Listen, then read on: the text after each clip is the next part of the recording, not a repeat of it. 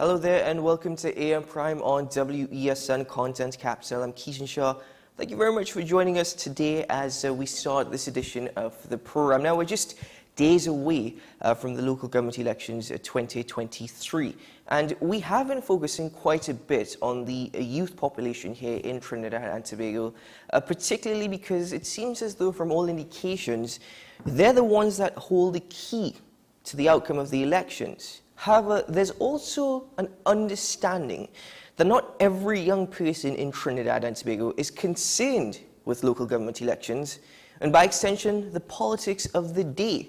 However, one particular NGO here in Trinidad and Tobago is trying to do their part to sensitize the young people of Trinidad and Tobago about the powers of their civic responsibility and also to educate them on the voting process. So much so that they've actually put together a campaign that includes social media awareness as well as a walkabout. Now, I'm privileged this morning to be joined by two young ladies here in TNT who are doing their best as part of the network to make a difference, to make an impact, and to make a change. They're part of the Trinidad and Tobago Youth Advocacy Network, and I'm joined first by Ms. Ariana Bure. She's the head of the Human Rights Department. Good morning, Ms. Bure. Welcome to the program. Good morning. Thank you very much for inviting me to be an interview here today. How are you doing? I'm doing well. How are you doing? I'm doing really well. Thank you. Wonderful. Good morning, Ms. Ronelle Brown. You're the Public Relations Officer at the Human Rights Department. Welcome to the program. Hi, good morning, and thank you for having us. Well, thank you very much for both of you for joining me. And I read with great interest. Actually, I was very lucky to be given the project proposal. Had a wonderful read through it. So I'll start with you, Ms. Bure, as the project lead. What led to the conceptualization of this particular project? I mean, forgive my preamble at the beginning, but in terms of the Youth Advocacy Network, precisely what was the thinking behind the conceptualization of this particular initiative? Thank you for that question. Now, our chairperson, board of director, Ms. Karina Samaru, came to me with this project proposal and asked me to implement it. So I reviewed it and thought that there has been a general decline in youth participation in local government elections because many youths tend to either disregard it because of indifference or general lack of knowledge. Therefore, we decided to launch this comprehensive all-inclusive project called INCT, Know Your Rights campaign. It is a non-partisan vital voting rights initiative that aims to educate and engage young people in local government elections. So the youth segment of the population is so important and should never be disregarded in any space whatsoever. So many individuals in this demographic we aim to target have not been fully aware of the extent of their rights and responsibilities when it comes to participating in these elections. This lack of knowledge often leads to low voter turnout among young voters, limiting their influence in local governance. So by participating in local government elections, young people can ensure their issues and priorities are taken into account by elected officials, and it also gives them that representation in society. We live in a democracy, right, which ensures that individual rights and freedoms are recognized and protected by the law. So since we have that right to vote, let's capitalize on it. So that is what really motivated, inspired this campaign. Ms. Brown, in trying to achieve the objectives of this campaign in particular, young people today don't have that much of an attention span. In fact, they say it takes seconds before they actually lose interest. How does one go about executing the objectives whilst also doing it in a way that grasps their attention firmly so that there is a better understanding and, as Ms. Bure said, a greater knowledge base? All right, thank you for that question. So really it's about putting the information out on the right platforms. So we have been utilizing social media in terms of TikTok, Instagram, and Facebook. To my recollection, I would have had an experience in the past where we would have had an MP versus an entrepreneur within my university. So in that scenario, the MP would have been somebody who would have done a monologue And it was typically very boring to the student body. But when the entrepreneur came in to speak, the student body generally felt very motivated and inspired about what they heard after that. So it's about putting the right persons in front of the camera. So the first video that we would have put out for the campaign would have been the Youth Perspectives video. So we would have had many collaborators on this, and it would generally be persons between the age of 18 to 35. So it's about putting relatable persons out on the platform that would really inspire and engage the youth population of Trinidad and Tobago. One of the key, I suppose, phrases here in the proposal is fostering empowerment. Ms. Brown, how does one foster such empowerment among the young people here in TNT? It's about giving the youths of TNT a voice. So one of the things that the organization is really about is engaging, empowering, and educating the youth of Trinidad and Tobago. So it's about giving them a voice and helping them to contribute to society in a positive and impactful way. Ms. Beret, let me ask you, you've suggested that local government elections holds great significance in our democratic framework here in Trinidad and Tobago. Why would you suggest that, especially knowing that even older generations don't pay much attention to local government elections? Well, generally, I know that youths tend to disregard local government election. They tend to have a really apathetic attitude towards it. And I was speaking to my little cousin yesterday about this. He is 10 years old and very brilliant. So I asked him, if you were 18 or when you turn 18, would you vote? He said no, because he explained to me that it would have been a waste of time and he has not seen the progress he wants. Also, when our campaign includes a distribution segment where we would have distributed informative leaflets to youths in Trinidad and Tobago to educate them about the process and how to go about voting. And when distributing, we first asked them, will you be voting? Many of them indicated they did not know, and they said not really, and they think that if they vote, they could not have that significant impact to get the results they wanted.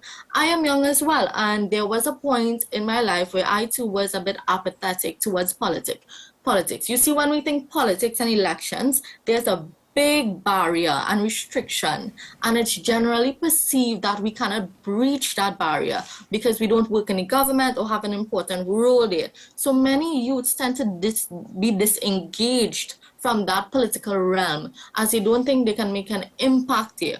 Also, there's another barrier that many are faced with, which is within their families as well. Conservatism is still very prevalent, and if you are a young person still studying and doesn't have a job yet, parents may say, don't waste your time voting. If you're voting, you have to vote for the same candidate as us because we know what is best. And this is where youths are torn. This is why we are reinforcing that independence in our initiative. It's no problem to vote for the same person as your family, but do it because you want to. Do it because you've did your research and you believe that this is the best choice because your voice and opinions matter as a youth. Therefore, our campaign really highlights this local government election to not only promote it and to encourage you to go out and vote, but also to foster better understanding, because we have incorporated engaging explanations of democracy, which was posted yesterday, what is local government and why it's important, which will be posted today, the difference between the role of a councillor and role of an MP, and how to go about voting. So it's really also to foster greater understanding and reinforce the independence of youths in our society. That's why we are highlighting this importance of local government elections. I think you've said many key points there, but two in particular which really has struck me, and it's something that is not often regarded, and that is the presence of conservatism, but we have more liberal thinking youth. So you've also mentioned the apathy towards politics. We can get into that in a moment because those are two very key points. I want to get back to Ms. Brown though, because conceptualizing this is very much easy. Implementation is something that really is challenging to many of us here in Trinidad. We don't always get implementation correct. Therefore, what has been the response thus far? I know Ms. Beery just mentioned that there were questions that were posted to social media yesterday. What has the response been, Ms. Brown, to this campaign thus far? All right, generally the response that we would have gotten so far is really overwhelming in terms of the youths who would have the content that we would have put on the social media platforms. There is still a bit of that apathetic idea behind it. I think that we would have loved to see a lot more engagement in terms of comments on what they really think about the content that we have put in on these platforms. But in general, we would have seen that there is an overwhelming response in terms of persons who are viewing the content and also sharing the content as well. Mm-hmm. Now, but with regards to the response, the overwhelming response, is it meeting the outcomes of which was so desirous from this particular campaign? I believe that from our perspective, we would have loved to see a more engaging response from the community. I would have had a similar experience to Ms. Beery in terms of her nephew. So I would teach CSEC and SCA classes, and I would ask my class, so what do they think about the local government elections? And we would have discussed this on a one-on-one basis. So from that perspective, students would say that their teachers or their parents, they don't really vote as well. So they get this foundation that they don't need to go out and vote. Also, I would ask them, what is the decision-making process behind their not deciding to vote? And they would have highlighted that basically persons would be voting based on race, they would be voting based on personal biases, and they would also be highlighting the historical data where political parties would be making empty promises. So they would promise different things and then they would not come through. So I think that with this response to the social media content as well, you would see a lot of that apathy. But there are youth leaders and influencers and peer groups, as well as the organizations that we would have collaborated with, that are also engaging and trying to get the message out there that this campaign is trying to pursue. You've also, again, emphasized patterns in votings in the past, also the promises that have been made. And again, you've also hinted at the conservatism within a household in terms of young people following whether or not their parents or their teachers even vote. So let's get a bit into that now. I'm going to ask both you ladies. Let's come back to you first, Ms. Beery. With regards to this conservatism within the household, even by the patterns of voting by teachers, by adults, by parents, anyone of influence, yes, this initiative is making a difference. I think it's quite excellent, actually, and I could appreciate young people trying to empower young people here in TNT. But even though we have more liberal-minded youths here in Trinidad and Tobago, why does it seem as though this level of conservatism is still very much the stronghold? Well, my perspective on this would be that we are, the way we grow, we learn from our parents, we learn from the environment around us. And in doing so, we tend to listen and obey to whatever our parents say or guardians say. And if they normally advise us, but I think that is more structured in an authoritative way and not so in a democratic way. So we tend to break down that barrier. And youths are not really encouraged to think for themselves, and we wanna implement that in this project, because it's not only promoting go out and vote. Go out and vote with your parents, that's fine, all is well and fine if you have share the same sentiments as your family members, but we want you to think for yourself and overcome that conservative mentality. Because many times we see that there is this decline. Not many youths go out and vote because they don't think it's important at this point in their life. They may get the false thinking that they are not well knowledgeable enough to know the proper candidate to vote for. And that is not true. we have access to so many platforms right now. We are in a technologically advanced era. You can go research, keep up to date with social media, and this is how you overcome that barrier. Form your perspectives for yourselves and go out and be independent. Choose for yourself because your voice matters as a youth.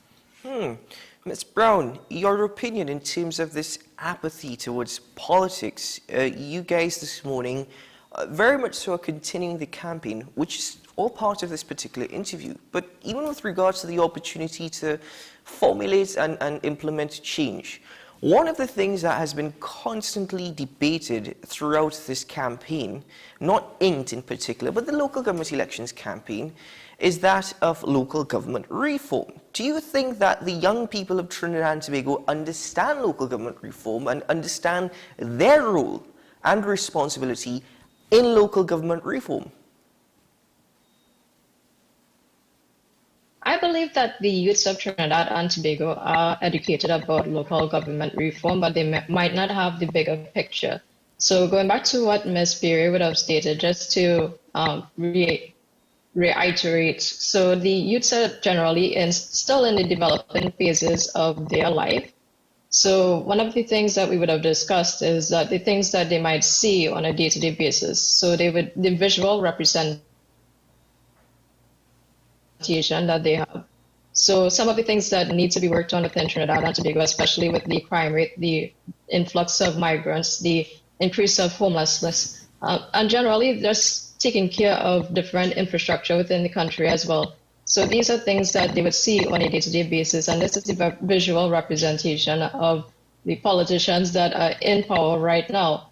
So if they are in a place where they are not seeing progress and improvement, they might not feel the need to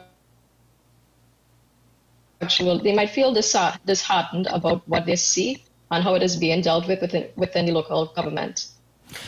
Let's move on a bit now to collaboration, which is a very important thing in the age that we live in. With regards to collaboration, has there been any sort of partnerships or linkages with other youth organizations here in TNT in this particular campaign? Yes, there has. We are in collaboration with the Trinidad and Tobago Youth Council, the Trinidad Youth Council, the Caribbean Regional Youth Council, the Guyana National Youth Council as a consultant, and the Trinidad and Tobago Youth Ambassadors. They have been instrumental in the planning and the inception of this campaign from the start, and it really showed us the importance of teamwork. All their ideas came together and we created this wonderful, impactful INT Know Your Rights campaign. I think that's quite heartening to learn that it extends beyond our borders, actually. That's quite a remarkable thing. Ms. Brown, what happens after local government elections, though? Is there a need or even a desire for such a campaign that is INT to continue, for young people for it to be further emphasized, in other words, their civic responsibilities?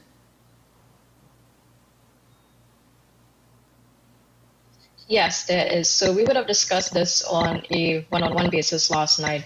So there is continuity within this program. So as Ms. Beery would have stated, there are other Caribbean organizations involved in this campaign as well. So we hope to see that we have some more continuity within the program itself in order to have youths continually just on a general basis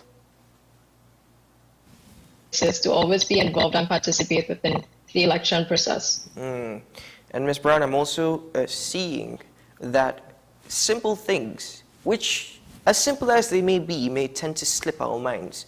How to actually cast your ballot, how to check your registration, was all part of this campaign, which again, the thing is, if it weren't for the network, if it weren't for this particular initiative, do you think the youth of Trinidad and Tobago would be educated and empowered?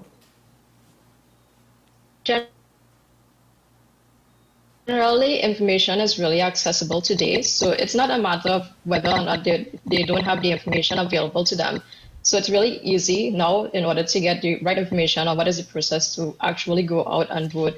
But in terms of empowerment, I think that is something that has to be worked on within our local government in terms of how they engage and interact with the youths of Trinidad and Tobago. So on an information basis, they have the accessibility, but within the empowerment, I think it's really within organizations like Trinidad and Tobago Youth Advocacy and our collaborators as well, and to help the youths to really understand their role within the community. Mm-hmm. Well, ladies, I must say, again, emphasizing particularly on the effectiveness of this campaign, I'm most pleased. I was very much excited when this information was first shared with me. I think it's something that is overdue, I suppose, and has become absolutely necessary. So to the network and by extension all members who have participated, well done. Ms. Bire, what are your hopes for Trinidad and Tobago and for the young people of Trinidad and Tobago? Yes, we have a local government elections coming up, but in the years ahead, what would you like to see done? What would you like to see achieved? Thank you for that wonderful question. So the Human Rights Department of the Trinidad and Tobago Youth Advocacy Network really is about inspiring and empowering youth about their rights. And we aim to do this through a segmentation strategy. So in the future, we aim to target specific groups that are infected by different issues in society and create initiatives to empower them and to also help them. And what we really want to do is move beyond just a social media campaign in the future, right? Because we want to create an actual impactful initiative that actually helps them and reduces their inflictions as much as possible. So we start through empowerment, and then we move throughout the creation of an initiative to actually go out there and engage with them, enhance our civic engagement. And I must say the members of the Human Rights Department and general members of TTN itself are very participative and engaging, and they come up with so many terrific ideas, and it's so empowering to be able to harness all of these and take them and create wonderful initiatives. Ms. Brown, what would you like to see achieved? What would you like to see coming from the young people of Trinidad and Tobago? What would you like to see coming for the young people of Trinidad and Tobago?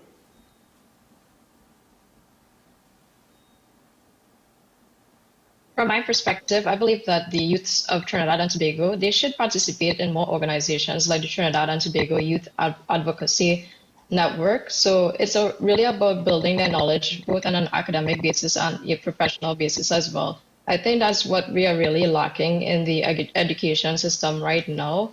So we need more participation of the youths in organizations like this, and they'd have more insight in the future into different causes. So for instance, we would have the departments of gender-based violence, human rights, mental health, and environmental sustainability. If they are active participants within these departments and organizations and are exposed to different topics, they would have better insight and be more empowered to help within the community. And in turn, they would also have the ability to influence their peers, which would create an idea of continuity in the future. Well, I will tell you one thing. Oftentimes I question where we're heading as a nation. But to see that young people such as yourselves are taking this opportunity, it really gives me hope for the future. So I do agree with you in hoping that more youths will participate in organizations, get more involved, become more active. And I hope that this is one part of raising awareness, but also interest in the active dialogues of what is TNT, where we are as a nation and where we're heading, and the powers associated with young minds and what they can act on, what they can do. Miss Ariana Bire, thank you so much for joining me this morning. Ms. Ronald Brown, it's been a pleasure. Thank you as well. We were very excited to be here today, and we appreciate you inviting us. It was a wonderful experience. Thank you. Ladies, to your chairman, Ms. Karina Samaru, and by extension to other members of the network, well done on this particular initiative, and to all the other initiatives that are being formulated. Again, I warmly welcome you all to AM Prime to discuss it in the future and to highlight these things. And congratulations to all whom are involved and to all who are members of this particular network. Should anyone be interested in participating or even just raising their level of knowledge or education, you can visit their social media pages, the Trinidad and Tobago Youth Advocacy Network. There's also a registration form that is available there if you'd like to become a part of the network. Ladies, well done, congratulations, and well, we'll speak soon. Well, this morning we were joined by Ms. Ariana Bereid, the head of the Human Rights at the Trinidad and Tobago Youth Advocacy Network, as well as Ms. Ronelle Brown, Public Relations Officer, speaking about INCT, the Know Your Rights campaign. Again, we've been focusing on young people here for the last few weeks and their importance in their role with regards to politics in Trinidad and Tobago. But with local government elections coming around the door, there's a lot more in terms of awareness that needs to be raised, and this is just one initiative. So, youth empowering youth. I think that's the way to go. There is a level of frustration that has led to apathy towards politics, towards civic responsibility here in TNT. But certainly if the young people can help the young people, well, we can always encourage that and we can always empower that.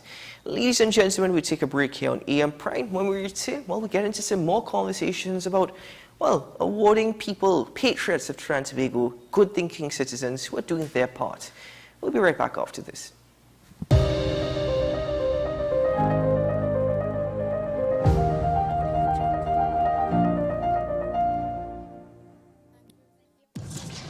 We exposed 5 strangers to KFC's delicious chicken to see if any time could be KFC time. And at the first bite, the party began. We repeated the experiment during the day, during business hours, on weekends, with sunshine, with rain. And it's confirmed. KFC's flavor makes anytime KFC time. KFC, it's finger licking good. August 14th, local government election night returns. Understand what's happening in your community. WESN presents our special election coverage with a panel of trusted citizens and context you will not get elsewhere. Special coverage begins from 7 p.m. on the premier platform for Caribbean content, WESN. FanZone, your reliable, authentic supplier, has just gotten better. You can now visit our website www.fanzonett.com for your authentic wear and collectibles. The only place where you can use both your Visa debit and credit cards. Visit our website fanzonett.com to make your purchase today. Is it politics? What is it? Is it that nobody cares about sports? The kind of support that sport used to get in the past is no longer here. The thing is, taking a knee doesn't mean that that's the only thing you're doing now, Andre. Right. Taking a knee along with other stuff. Samantha, what are you looking forward to when you return home to Trinidad and Tobago after winning the title? Thank you very much for speaking it into existence. Is it no pressure on Nicholas Ball? It makes me more motivated to work hard and to go out there and rep the red, white and black. Why are we sending a team to the Winter Olympics? There are a number of Trinidadians who are in the diaspora and have grown up in winter sport. It's an opportunity that the Trinidad and Tobago Olympic Committee will not close the door on. I also believe in the players that we have. Once you can motivate the players, you can get the best out of them.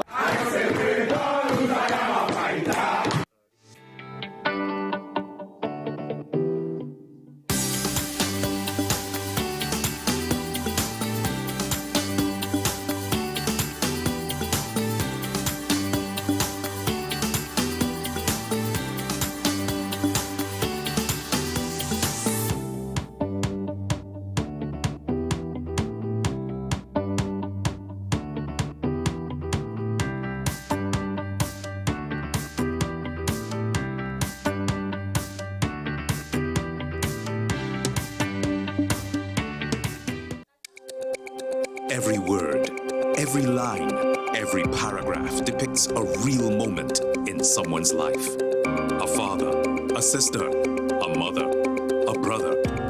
We at Newsday are dedicated to you, the people, and through independent, unwavering journalism, strive to always bring your stories to life. Because your stories are more than just words. Sports. Newsday. Independent and credible.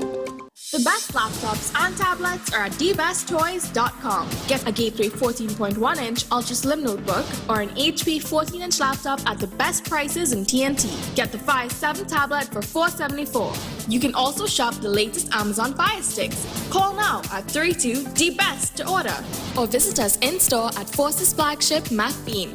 Shop online now at dbesttoys.com. Free delivery available throughout Trinidad and Tobago. Cash or links on delivery. My name is Carl Media, and I'm the founder and the host of Ever Increasing Voice Ministries. Join me every Saturday and Sunday on WESN, this powerful station, at 9 a.m. on Saturdays, 1 p.m. and 7 p.m. nightly. Also on Sundays, I'll be on at 7 a.m., 1 p.m. and 7 p.m. at night time. When you come here, we are getting people heavenly ready.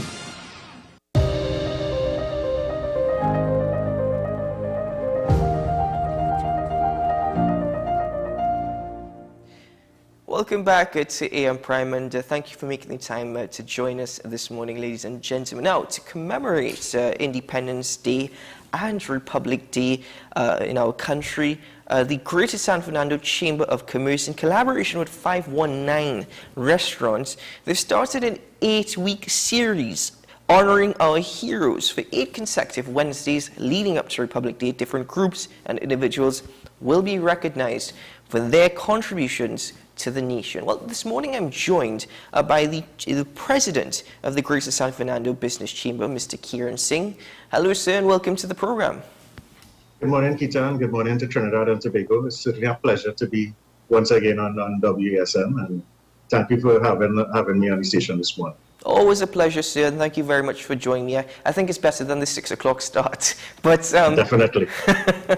but and better to be online than in studio. Always, always. But Mr. Singh, in particular, why was it seen as necessary to actually have this, I suppose, awarding and recognition of our heroes here in Trinidad and Tobago? Well, Keaton, I'm sure you, as well as the rest of the country, would share in the opinion of the San Fernando Chamber and 509 that we live in very challenging times. And just having come out of the pandemic era, and we are now being allowed to breathe again, the WHO has disbanded all protocols for the pandemic and the COVID-19 virus. What we recognize is that a lot of individuals and groups who are resident in this country have not been acknowledged for the efforts they have been making in regards to their own fellow citizens over the years in terms of human service, given freely to the public, asking for nothing in return. And we thought that it's very opportune at this time as the country approaches its independence and Republican Day status, as we celebrate these 2 events within the course of a 2-month period, that it serves the country right to recognize groups and individuals who have given so much to the country. And we chose this period to enlighten citizens as to, we have some good people out here that still give. Mm-hmm. You know, we have so much youths that seem to be at the hands of the devil, well, unfortunately, that we need to give some sort of encouragement back to the country, and we thought that this is the perfect time to do that. Actually, could appreciate that last line, bringing back some encouragement, recognizing those who have made their contributions to TNT and showing that their efforts do not go unrewarded. But Mr. Singh, our heroes, this is the title of this particular initiative.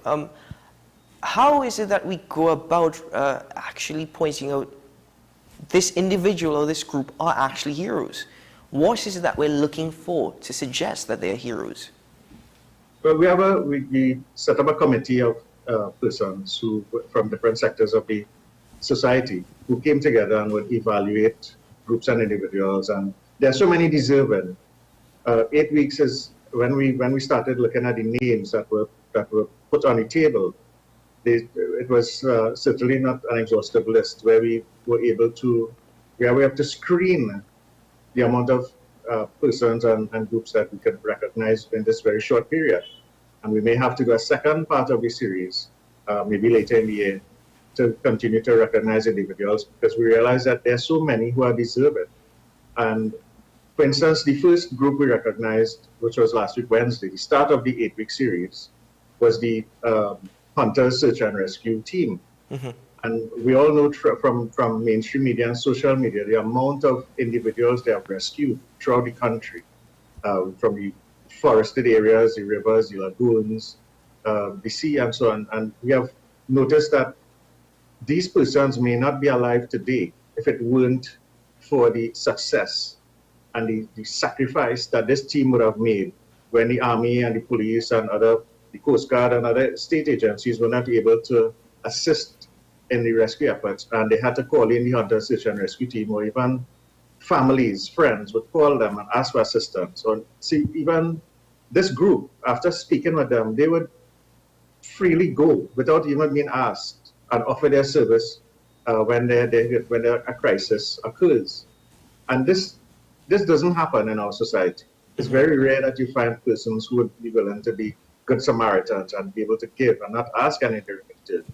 And what we noticed is that they don't get a lot of corporate support or state support for the efforts that they engage in into the wee hours of the night, into the morning, weekends, holidays. There's no Sunday or midnight hour for them. They hear about an issue and they go at it, and they will get the person alive, safe, and back in the hands of their friends and families.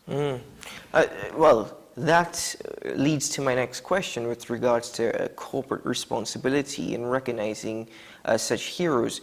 This is just one effort by an entire business chamber in recognizing our heroes. Do you think that there is a need for greater efforts by corporate to be a part of, well, I suppose the support network of heroes? For example, the Hunter Search and Rescue Group, as you just mentioned, who were honored last week.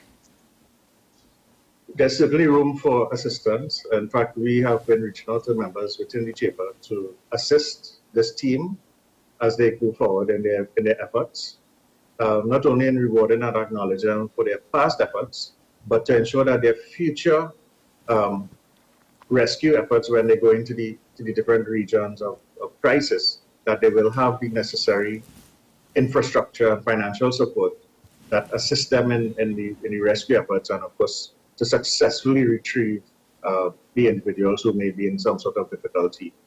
And the corporate sector is coming on board. We getting some positive information and feedback from them, and we expect that the team will be better off as they get more publicized in the media from a positive light from the corporate sector, Peter. Mr. Singh, do you think that highlighting the actions and the bravery by groups, by individuals, because I think I want to emphasize it's not just groups, it's individuals as well, do you think that in itself might fuel national pride? I think there are those out there who have the opinion, inclusive of myself, that expressions or demonstrations of national pride are far and few in between. There's not very much positivity that is often highlighted. Do you think by this particular effort, it will help fuel that notion of national pride even further? Well, that's exactly our motive, Kita, and with 509 in engaging in this initiative. Because when we look at mainstream media and social media, what grabs the front page attention is unfortunately bad news of a murder, a suicide, some accident that is fatal. So when the Hunters Rescue Team, for instance, is successful in a retrieval of a person, and that grabs the front page media attention, then that says something about us, that our society still has good principles on which we live and to exist and to forecast for the youths of the nation that there's still hope, that all is not lost, all is not, we should not give up on how we live as a society, because we can all work together, because we all have to live here together. And the only way we can do that is by cooperating with each other and supporting each other when we have good news. So we must promote this and ensure that it is ingrained in the DNA of the young children that are coming up through the school system and through other means as they get older to recognize that we can, as a society, survive. We just need to stay away from the guns, the illicit drugs, illegal trade, and do the right thing, and we will be successful. But Mr. Singh, I think it extends beyond that. I think in the simplest terms, the efforts by the Chamber of Commerce, as well as 519 Restaurant, and I know 519 Restaurant actually plays quite a bit of a role in what takes place.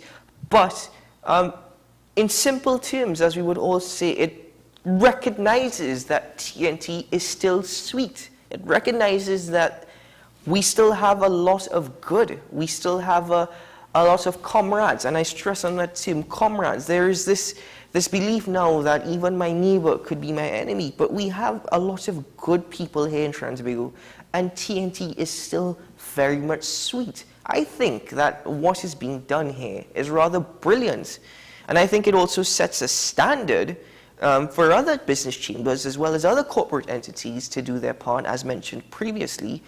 But it is certainly encouraging. TNT is sweet still, Mr. Singh. I hope you believe that as much as I do. Certainly. That's what gives us hope to start this initiative and to take it further. In fact, we also will be hosting other youths during the eight-week series. Tonight, the second Wednesday, we will be hosting the Miss TNT Universe representative, as well as the Miss India TNT representative. As to encourage them in their efforts to represent the country, they are ambassadors. And again, it is through corporate sponsorship primarily that they are able to fund their efforts to go to these international pageants where they represent the country in a very positive light, bring in tourism from a human resource perspective, that we have so much to offer from this small twin island nation. And we also will be, as to give a little insight into the other groups that will be, as a little hint of who we will be honoring later on in the series, would be the Blind Welfare Association, for instance, and other groups and individuals who we will update on a weekly basis, who we will be honoring as part of our Heroes team going forward. Now, as part of the awards, I know 519 Restaurant is involved, but what does the actual giving part of this initiative entail? We have a celebratory dinner where they can come relax with their friends, their families, and we give them tokens of appreciation. And also get pledges of corporate support to encourage them to go further, to recognize them and reward them for the efforts that they have made over years. It wasn't something new that they started last week or last month. And in doing that, we share positive light on them. We share the hope and the view and the vision for the country that we can go forward as a country where we support and recognize these groups and individuals, and they are able in turn to relax a bit in a very comfortable, safe environment. For instance, the Hunters group, they were able to take a little time off during their rescue efforts of an individual to come and relax a little bit and go back to their work. And the dedication in them was that such that after the event on Wednesday night, they went back into the forest to continue searching for the person. And that alone says the dedication that they have and that they give to the society without being asked. And that is so remarkable for us in our society. That I really hope the youth especially recognize the efforts. In fact, the Hunters group, they have a sort of a mentorship program, which I only learned about during our conversation with them, where they have young people, teenagers, coming into the group and learning the aspects, learning the human resource potential that is required to partake as part of the team and ensure that they can contribute and give back. And that we thought was so interesting, especially for young people to want to engage in that. And we want to market that to the country, that youths can be involved in processes such as these and be able to engage in part of community service to the country. Do you think, though, do you think that you would be able to gain the attention of the young people? It's always a challenge, as we were hearing in the earlier interviews as well, that the youths have a very short attention span. But I think if we keep at it, we tend to be optimistic, we tend to be positive, that we have to lead the youths, we have to continue to set shining examples for them to aspire to, let them look to mentors in the society who they can follow, who they can look up to, regardless of the sphere of the society in which they come from. And that will give them the encouragement to go further in their studies and their co-curricular activities as they turn into adults and take on more responsibilities. Mm-hmm. But as youths, they must recognize that they also have a role to play and the ability to give back to the society and the community in which they live. Mr. Singh, does this collaborative effort between 519 restaurants as well as the Greater San Fernando Chamber of Commerce also emphasize that there is indeed hope for TNT? You mentioned earlier, I myself mentioned earlier, that quite often not much positive is highlighted. It's unfortunate that many a times, or the majority of the times, when you look at the front page of a newspaper, that is emphasized about the times that we're living in. But do you think that this collaboration pushes that emphasis, or emphasizes that there is indeed hope here in TNT? Of course there is. And that's what started the initiative in the first place. And we hope that this will inspire other groups, other initiatives to occur. And we shouldn't just wait for Independence Day and Republic Day to do exercises such as this, but this should be done throughout the year. Like, for instance, Christmas is the time of giving, and everyone comes out to support the Home for the Aged and the orphanages and the poor homes and so on. What happens for the other 11 months of the year? Yeah. And in the same context, we have decided to use the Independence Day and Republic Day period to recognize groups and individuals. And this could be the genesis to start an exercise throughout the country of recognizing persons, maybe on a weekly or a monthly basis, instead of waiting and relying on the media to publicize an event or someone's heroic status, for want of a better word right now. But that can encourage us again, Peter, to look to Trinidad and Tobago more positively. We have been having so many challenges with the crime rate being spiraling out of control. The murder rate is at a record all-time high. And when we look at that from the mainstream media, it doesn't seem to be very positive for Trinidad and Tobago. When we have this now in the spotlight, what we are doing and recognizing persons of interest who are given back to society, that puts a different light on the country, which is more positive for us. Mr. Singh, I am most pleased to also learn, you mentioned just now that it extends beyond just Christmas. Christmas is always touted as the time for giving. What about the 11 months, the other 11 months of the year? And I'm pleased to learn that in this particular initiative and this collaborative effort between the Chamber of Commerce and 519, already conversations are being fueled of extending it beyond just Republic Day. But Mr. Singh, to you and to the rest of the membership and to all the teams at 519 and by extension to all those who are being honored, congratulations. And thank you very much for your part in what you all are doing to recognize our heroes here in TNT, as well as fuel national pride and that sense of hope. Thank you so much, sir. Thank you, Keaton. It's certainly a pleasure, and we thank you and the station once again for the opportunity to promote this initiative that we have started with 519 and to engage the public in a more positive light. And we hope that Trinidad and Tobago pays more attention to positivity in the society as we face these challenging times and moving forward to the end of 2023 and hopefully better times ahead. Thank you once again, and Trinidad and Tobago, be safe out there. Thank you very much, Mr. Singh. All the very best to you. Mr. Kiran Singh, President of the Greater San Fernando Chamber of Commerce, joining me this morning to speak about this collaborative effort between the Chamber and 519 Restaurant.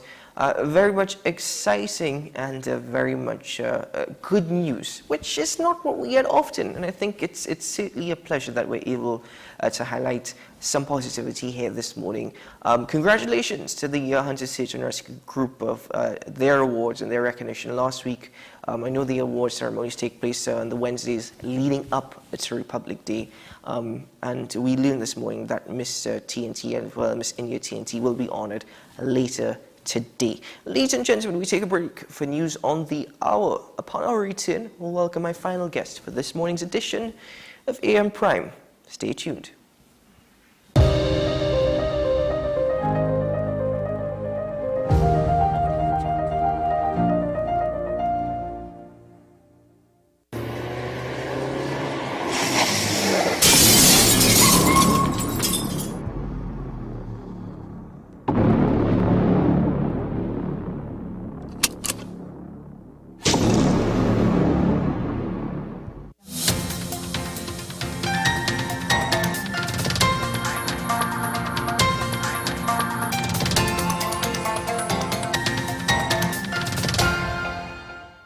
Here is the WESN News on the Hour. I am Sira Ali. Thanks for joining us. Here are the headlines. Opposition leader claims the Prime Minister is more concerned with criminals than citizens. Driver killed on the scene following a head-on collision with a maxi taxi. TNT currently in its heat season. And internationally, Tory Lanez to be sentenced for shooting Megan Thee Stallion. Now for the details.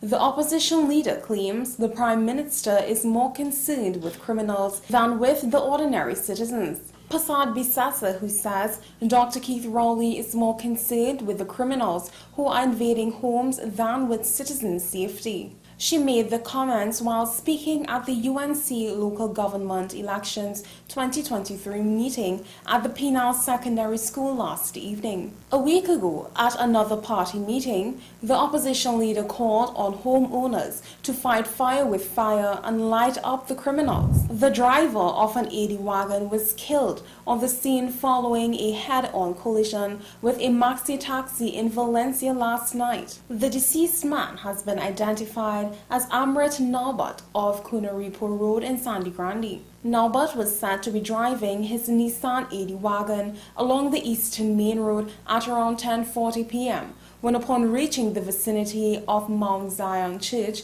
he attempted to overtake another car that was in front of him. 24-seater red band maxi taxi was proceeding in the opposite direction at the same time, and both vehicles slammed into each other.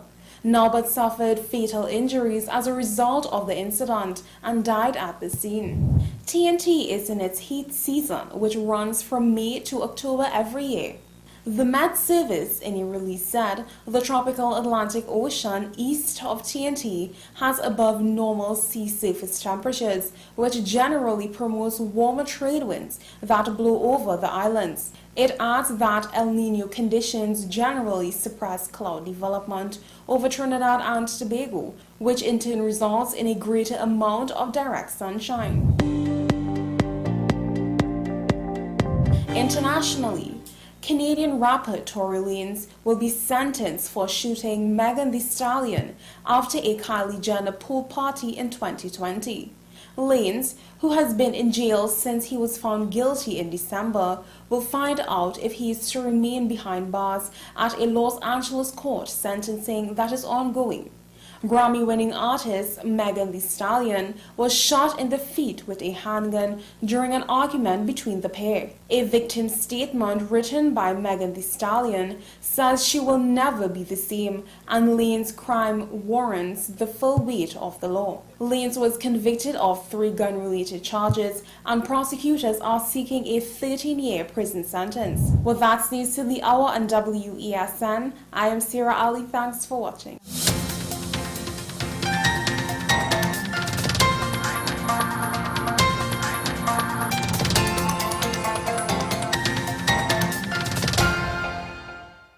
August 14th, local government election night returns. Understand what's happening in your community. WESN presents our special election coverage with a panel of trusted citizens and context you will not get elsewhere.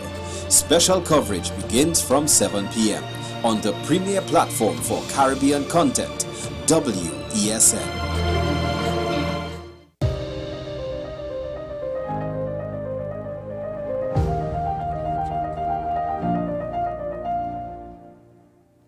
Well, yesterday you would have seen a conversation between Dr. Shane Mohammed and myself on AM Prime, and in regard to the youth here in TNT, again emphasizing about the young people this morning, but the reason being is that the apathy expressed towards politics, we were able to discuss that, but we concluded that conversation with mentioning the rise of third parties here in TNT.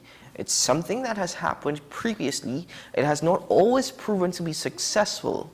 But is it gaining enough momentum and support in Trinidad and Tobago currently to make a difference? Well, Dr. Mohammed is with me this morning to continue that conversation of which we left off. Hello, welcome to the program. Good to see you once more. Morning, good to see you as well, Keaton. Shane, where we left off in our last conversation in regard to the rise of third parties here in TNT, some established years ago have only gained momentum. Some established within recent times are gaining lots of support. Well, for many different reasons. But are we finally seeing perhaps opportunities or greater opportunities and support for third parties in TNT? That's a catch-22 conversation, a catch-22 answer, because what we've seen is that there's been a struggle by third parties since the COP to really and truly get a footing into the belief systems and the value systems and to captivate the minds of the masses. In 2007, Mr. Dukaran was able to capture 148,000 votes. And that 148,000 votes then trickled into what would later become the People's Partnership in 2010. Part of being a third party in a traditional two-party system is to be able to differentiate yourself from what traditionally and exists over the years. And I think one of the main facets of a third party is to articulate very clearly and to educate and to inform the population as to what makes you different from the two traditional parties that exist. When you look at the NTA and the PEP, and I'll go with just those two for now, because they're the two main third parties that seem to have gotten traction and a following. There's still not enough in order to build it into the and blow it up into the magnitude that it has the potential to be. Is that because the parties of which you've mentioned as examples, are they parties of individuals or parties of one individual with the background of a political party? For example, Philip Edward Alexander of the PEP and Gary Griffith of the NTA. Well, the long and short answer to that is no, because Mr. Dukaran belonged to a political party before, and he was part of the ULF, then the UN, the NAR, and obviously he was political leader of the United National Congress. So it's not about the history of being part of a political party before. Even with Mr. Warner, you saw, and Mr. Warner is an anomaly in terms of third parties. Mr. Warner was able to, leave the United National Congress, not on very good terms, and then immediately form his own political party and prove to the UNC that he could beat them at their own game in the 2013 by-election for Shoguners West, and then also went on to gain traction in the local government elections that ensued thereafter. One has to be able to sustain their philosophy and the ideology of a political party, especially a new one, especially one that we will call a third party in Trinidad and Tobago. It has to do with not only just the leadership of the party, the articulation and the charisma of that leader. The leader must be able to and this is what Mr. Dukran had done exponentially and exceptionally. Articulate your philosophy, your ideology, your belief system. What is your value system as it pertains to Trinidad and Tobago, and where you would like to take and how would you like to take the country forward? What is your, not your wish list, but what is your intentions and what is your policies that will take the people into a better state of living? And that is why Mr. Dukran was able to make the impact that he did in 2007, and why he became such a valuable partner with the COP in 2010. The fact that the COP was not given the opportunity to flourish in the post-Dukran leadership, and even in the configuration of the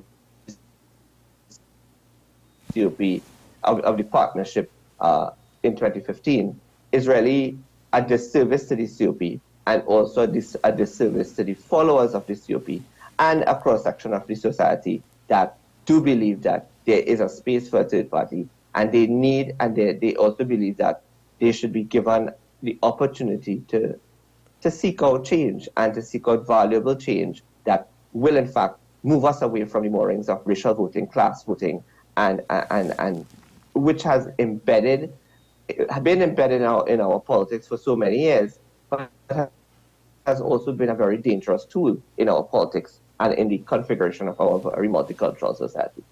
But Dr. Mohammed, do the citizens of Trinidad and Tobago allow for a third party? Does the voting public allow for a third party? I will not say whether, I wouldn't say that it's about allowing the existence of a third party. Trinidad and Tobago has to be able to know the future and exactly how do they go forward and what are the mechanisms available for them to go forward in terms of what the dreams and goals.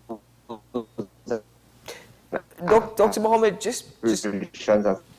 we missed we actually missed the majority of your answer. There's a bit of a lag. I'm wondering if it's the internet connection. But if you can just kind of repeat what you were saying.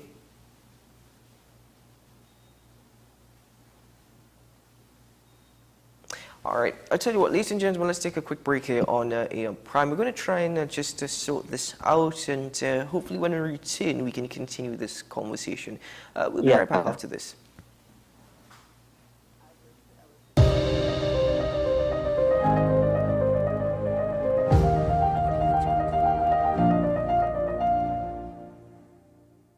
August 14th, local government election night returns. Understand what's happening in your community. WESN presents our special election coverage with a panel of trusted citizens and context you will not get elsewhere. Special coverage begins from 7 p.m. on the premier platform for Caribbean content, WESN. This city can't hold me, my vibe's too high, and my heart it told me jump right now, you will touch the sky. Feel my love unfolding like a laughing flame. All who did not know me when not done, they gon' know the name. Million people coming down, dancing to a song. Love is life and life is love, blessings from above. Can you feel the love that's in the air? Well, if you feel it, let me hear you say, dancing, moving, moving everywhere. If you feel it, let me hear you say, na na na na na na na na na, eh na na na na na na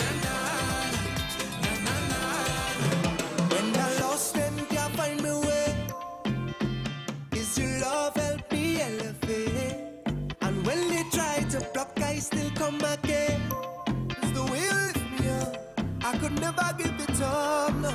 This is the way we celebrate independence. This is how it should be done. An event like this brings everybody out. All different race, creed, everything. This is our country. And how is the best way to celebrate our independence? With our national anthem. The vision I had 6 years ago, trying to make people happy. We started this event not to stop. This event must continue. At independence, we could celebrate it together as a country. Even though the hard, thin struggles, we will always remain together as one people. Thank you.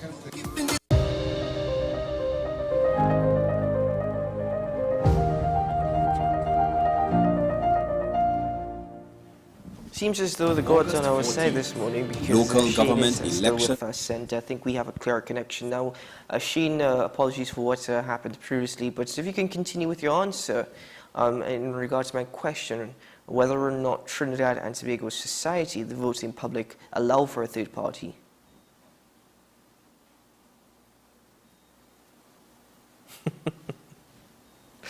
Oh, my goodness me. How unfortunate. Shane, are you with us? All right, I'm not entirely sure what's going on. It's rather peculiar because off air during the break, Shane was hearing us quite clearly. We were seeing him and hearing him quite clearly.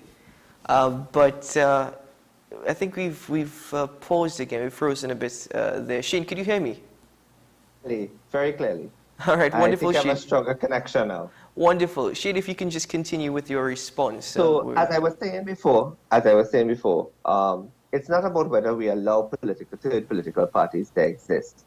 I think, the system allows for parties to exist. And it is why a two-party system has existed in Trinidad and Tobago is because we voted along very racial lines, religious lines, and we've aligned ourselves because what has happened is that over the years, the political leaders of two political parties has not been reversed, right? The big experiment that would be interesting to see is whether or not there would be a shift in voter behavior if the political leaders and the racial divide that I'm talking about, where if the political leaders of both parties were to switch places, so that in the PNM, if there was someone from an East Indian background and as a leader, and in the UNC someone who was not a non in East Indian. But that aside, Mr. Dukaran was able to articulate a vision for Trinidad and Tobago that was relatable, and he spoke to Trinbagonians from a cross-sectional perspective, and was able to, incorporate a language and to incorporate a philosophy and a belief system and a value system that aligned to all levels, and that is why he was able to make such a huge impact. Now, had Mr. Dukaran at the time, had there been an accommodation between the UNC and the COP in 2007, and had there not been political egos at play, we would have seen a massive shift, and we would have seen the PNM be defeated from 2007, and then we would have probably not had an election until 2012. So the long and short of that answer is based on the charisma of the political leader of a third party, the people that surrounds that person in terms of who are his executives, who are her executives, who are the key stakeholders of that new political institution. Have they captured the minds of the undecided voters, the young professionals, the youth voters, the middle class? Have they been able to reach into the trenches of the traditional voters, and even if the traditional voters are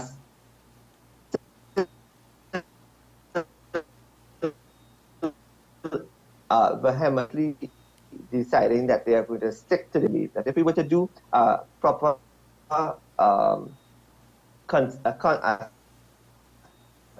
census of the voting population in Trinidad and Tobago and what is the possible outlook for the voting population going into 2025, we may just realize that the young voters, the middle class, the young professionals are much more in the majority and can make a difference. However, for that difference to happen, you have to have an innovative and transformational style of leader coming forward to tell and to discuss, to explain, to educate, and to break down the vision for how do we go forward, how do we aspire for the changes that people want and they so desperately call for in a meaningful manner.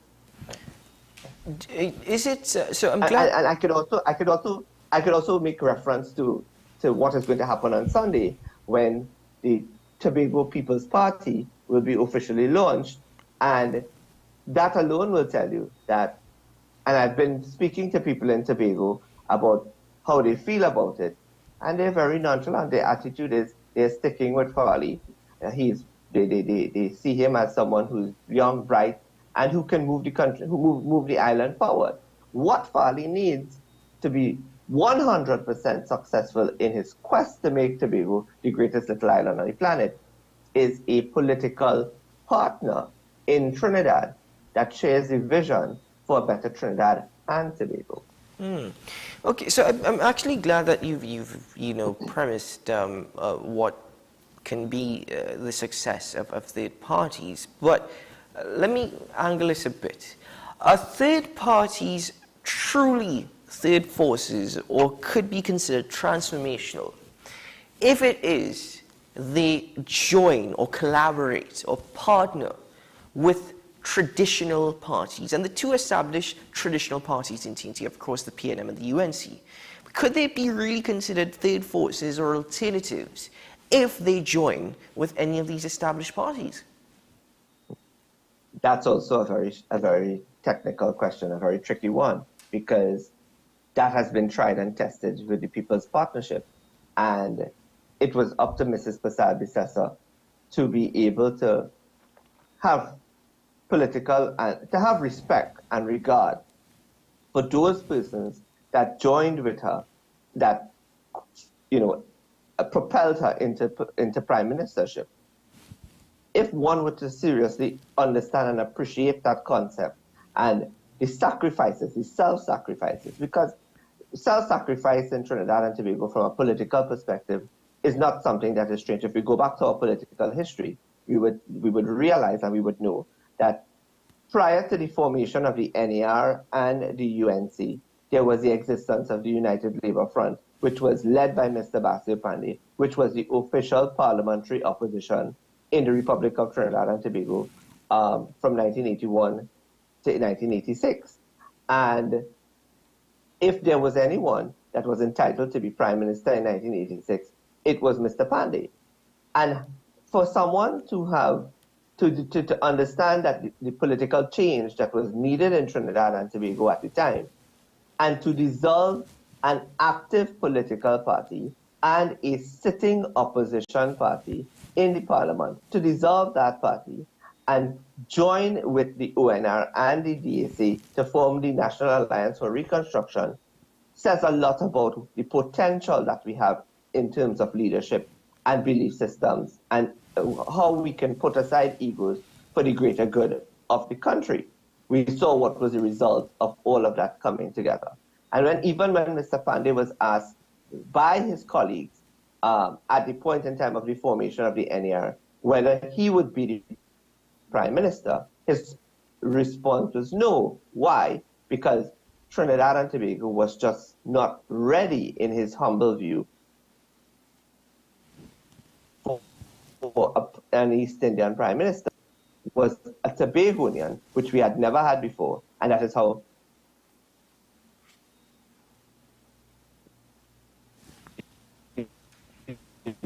he gave way to Ian Robinson becoming Prime Minister in 1988.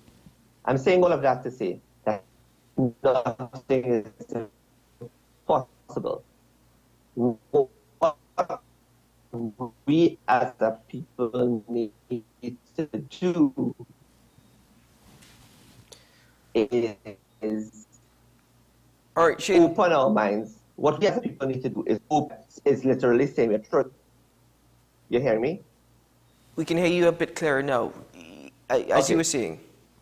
So the whole idea here is for people to stop saying and to move away from the perspective, from the idea that all we have is the UNC and the PNM, and therefore we have to continue switching gears between the UNC and the PNM.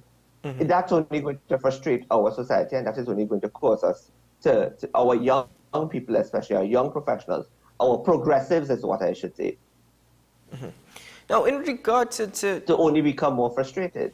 We coming to the end of this conversation, but you mentioned young people, you've mentioned the undecided voter, which oftentimes one can argue is the probably the areas of support of which these third forces or parties would like to gain the majority of their backing and their following.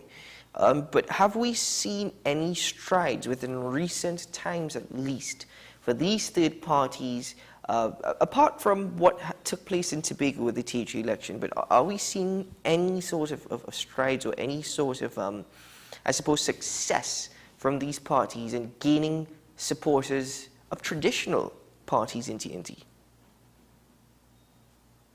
Well, the answer to that is no. And is it impossible? The answer is no. What we do need is for a new political system, a new political party to arise. But we also need that new political party must be able to reach and to speak a language that is relatable to all sectors of society. So therefore, we should be able to tell those traditional voters and explain to those traditional voters just how and why the third party or any new party that arises, why they are the option that, and what are the policies they would to gain their support in order to better their lives and livelihoods. What are the policies that they are going to put in place to better the lives and livelihoods of their children and grandchildren? And what are the policies that they are going to put in place that is going to move the country forward in a prosperous manner in terms of a multi-sectoral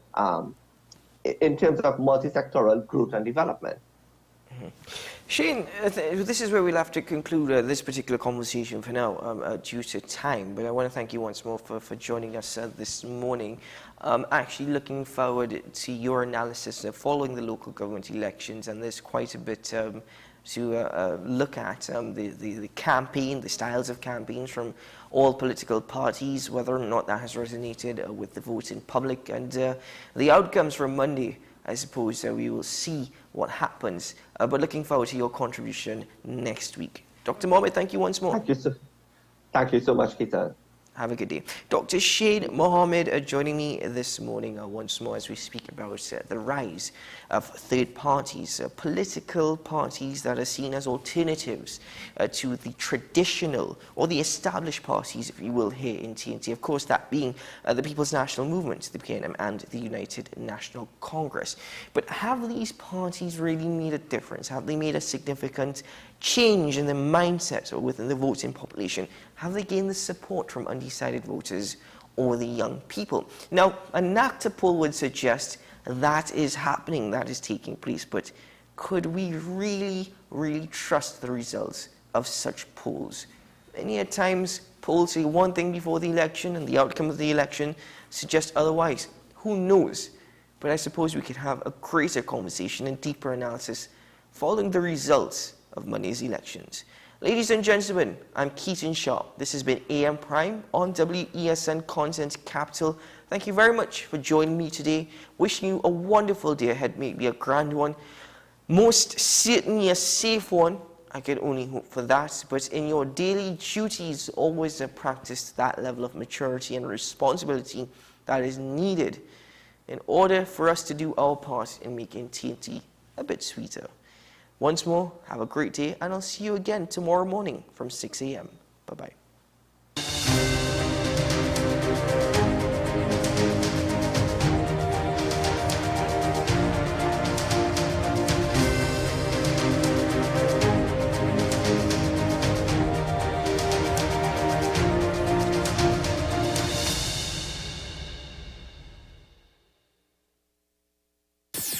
WESN.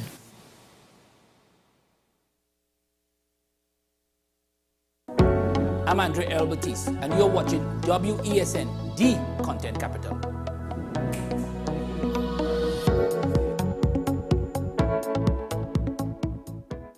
August 14th, local government election night returns. Understand what's happening in your community. WESN presents our special election coverage with a panel of trusted citizens and context you will not get elsewhere. Special coverage begins from 7 p.m. on the premier platform for Caribbean content, WESN. What's the best way to grab the attention of viewers? Please exercise more patience. You have to be kidding me. Doing what we do best. I'll say at the very least it's a conspiracy of laziness against the people. Join me, Keaton Shaw. And me, Sean Michael Small, for Talking Point. Weekdays from 8 a.m. to 9:30 a.m. We go in-depth on the trending issues and engage the most controversial newsmakers as we get them to account to the people for their actions. You can't go to the government with nothing. You can't go to cabinet with an empty hand, with a wish. I'm glad that we're having this a sober, mature discussion. In the present situation, I expect a continuation of the chaos. Join us for the discussion, Mondays to Fridays, only on WESN, the content capital.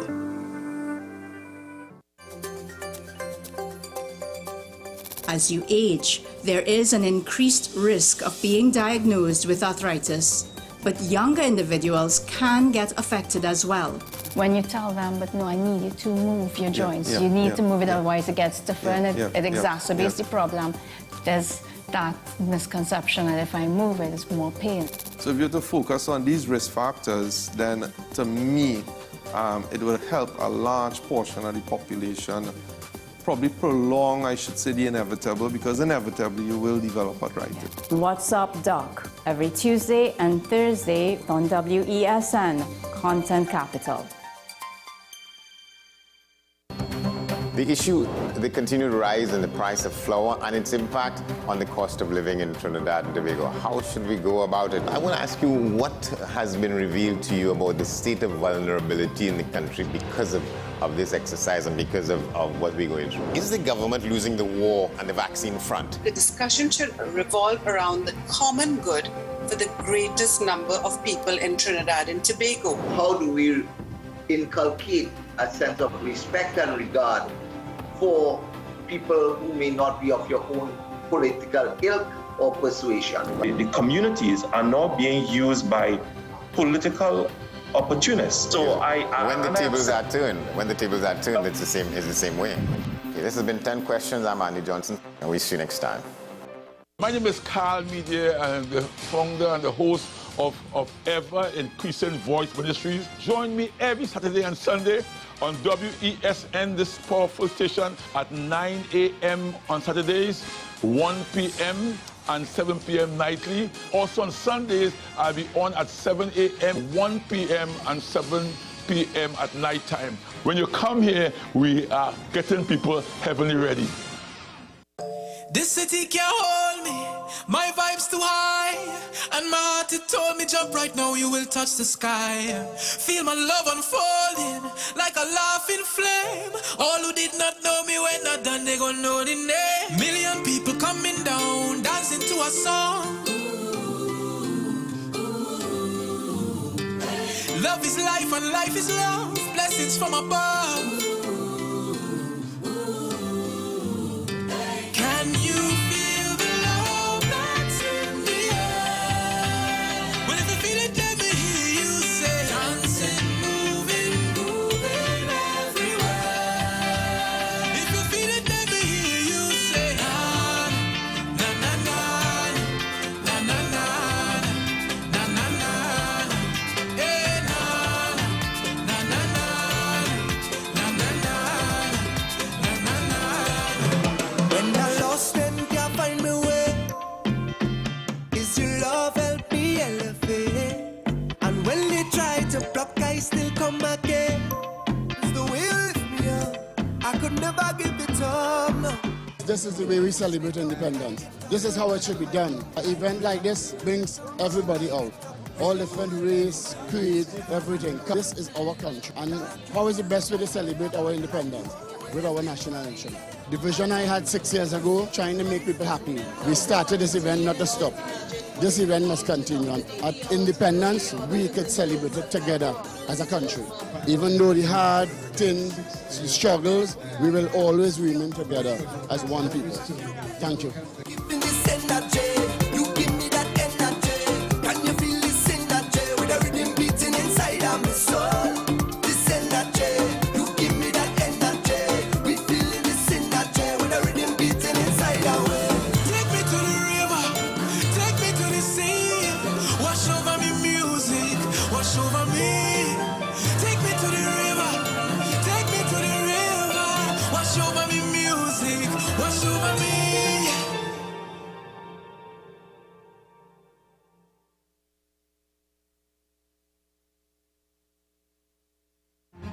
We are WESN, the premier platform for Caribbean content.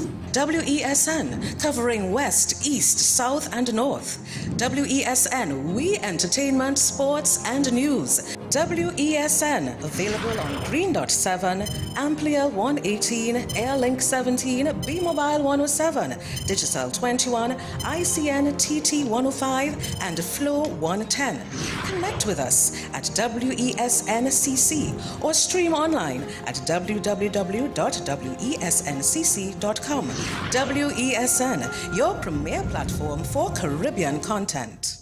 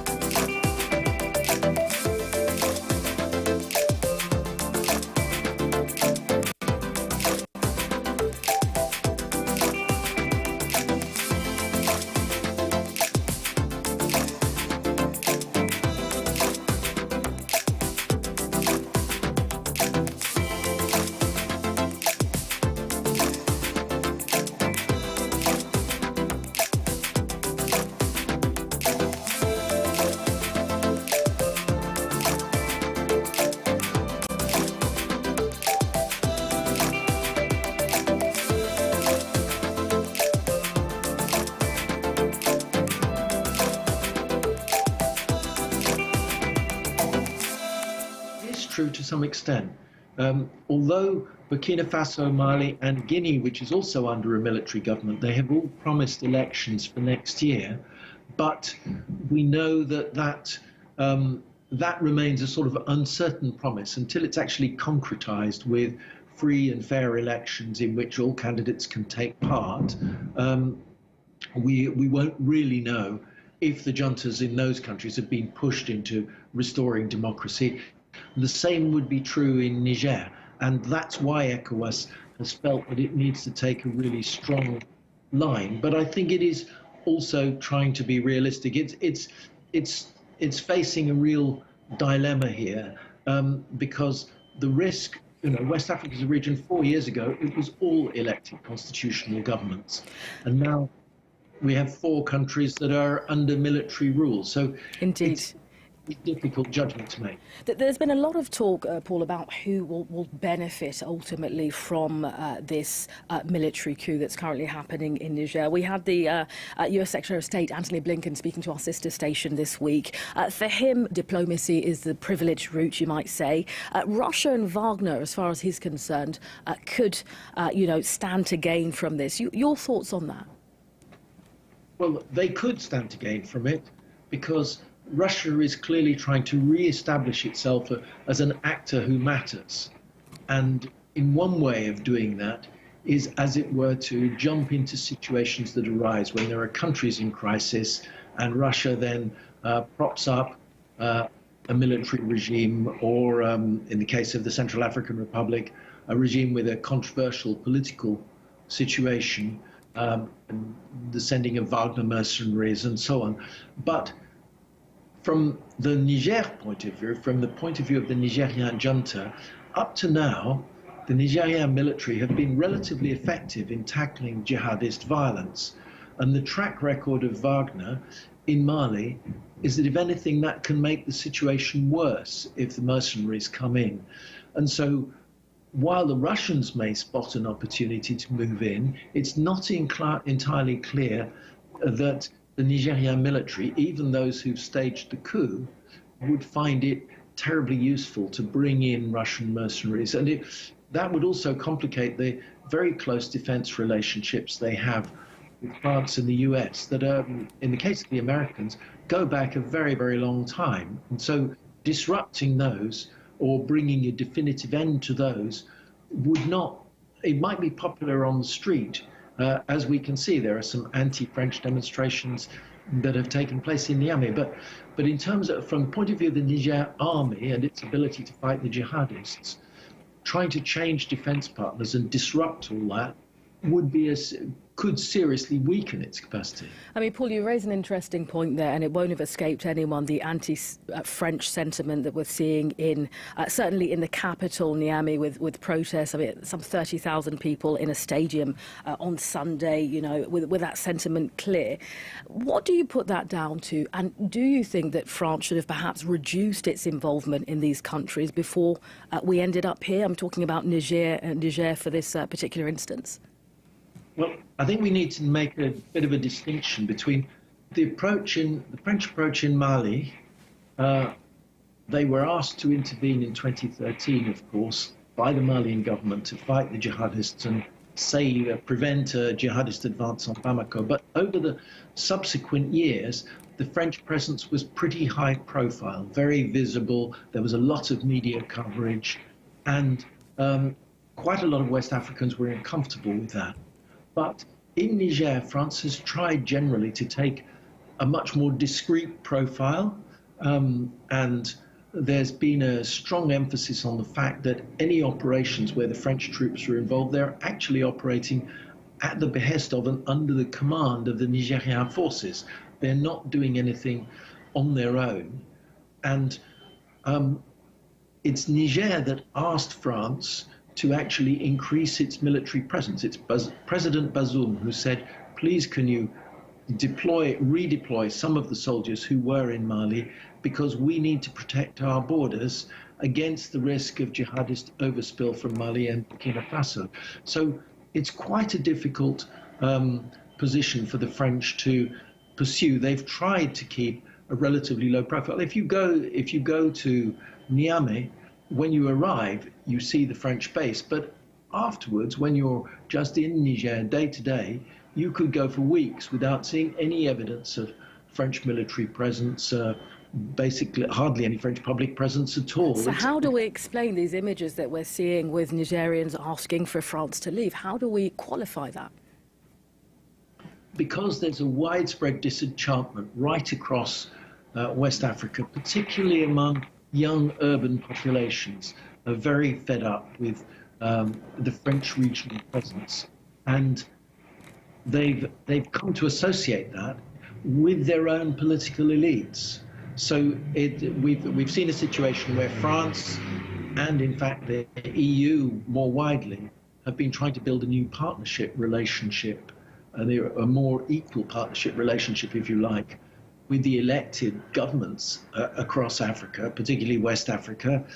And yet, in many cases, those governments, the political leaders, are suffering from quite a lot of popular disillusion at home. There are very many people, young people, often big problems of unemployment, underemployment, people living on very informal, fragile incomes, a lot of frustration with their own political class. And that also feeds through to resentment, and resentment even, for example, of the CFA franc currency, because that currency is underpinned by a guarantee from France. And yet, although governments are looking at possible options for reforming the currency, obviously that's a very difficult long-term technical policy issue. It's not easily resolved. But the mood on the streets often is one of frustration, a perception that France is still too involved. Okay. And yet there are still practical security and economic challenges. Okay, well, Paul, you've been unpacking some of the complex questions for us in Niger amid this ongoing coup d'etat. Thanks very much for speaking to France 24 today. Thank you. Nice to speak. Well, here in France, 9 bodies have been found after a blaze broke out in a holiday home in Winsenheim in the north of the country. 2 others are still missing. Well, 17 people have been evacuated, one of which was taken straight to hospital. Well, Prime Minister Elizabeth Borne has said that she's en route to the scene. Police have opened an investigation. President Emmanuel Macron tweeted earlier, calling the incident a tragedy. In Winsenheim, the flames ravaged a vacation home which accommodated people with disabilities and their companions. My thoughts go to the victims, to the injured, to their loved ones. Thank you to our security forces and the emergency services. Russian authorities say they've shot down 2 Ukrainian drones near Moscow. The first drone was repelled near Bmobile, where the Russia's biggest international airport is located.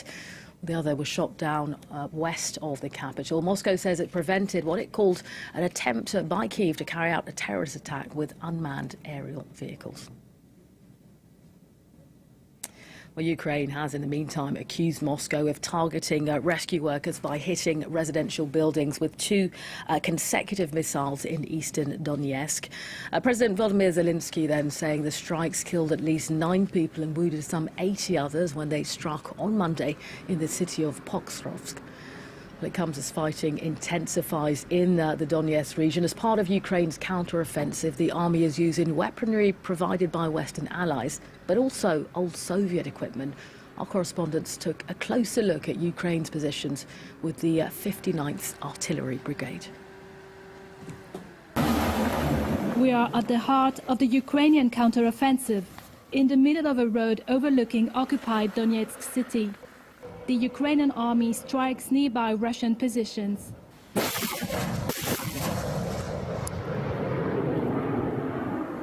Each strike is counted.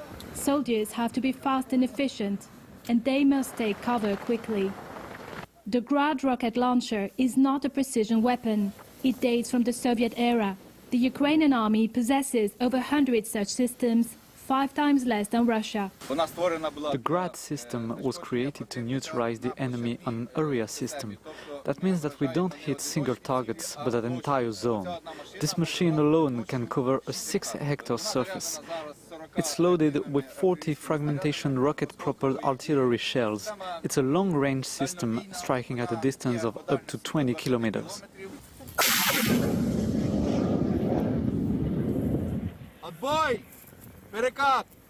To make a difference, Kyiv counts on Western equipment for precision strikes. Our partners are giving us help at the moment, on top of the systems we currently use. They're helping us to defeat the Russians. We got more precise and efficient equipment, and we're thankful for it. We move to the trenches, where the 59th Brigade uses the US-provided howitzer M27, a light cannon particularly appreciated because it doesn't require a lot of manpower, while allowing precision strikes thanks to GPS-guided munition.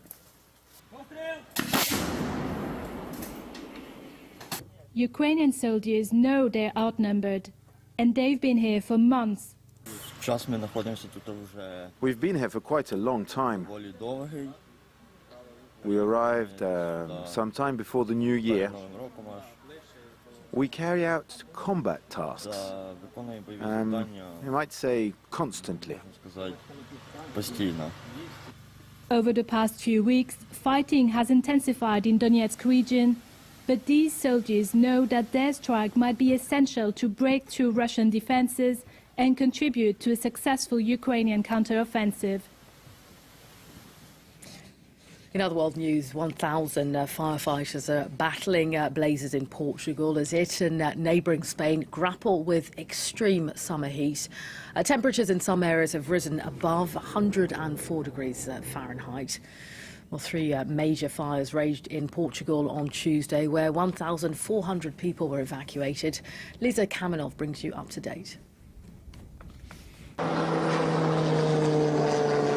Water bomber after water bomber swoops down into the burning hills to extinguish a wildfire which has been spreading across southern Portugal since Saturday.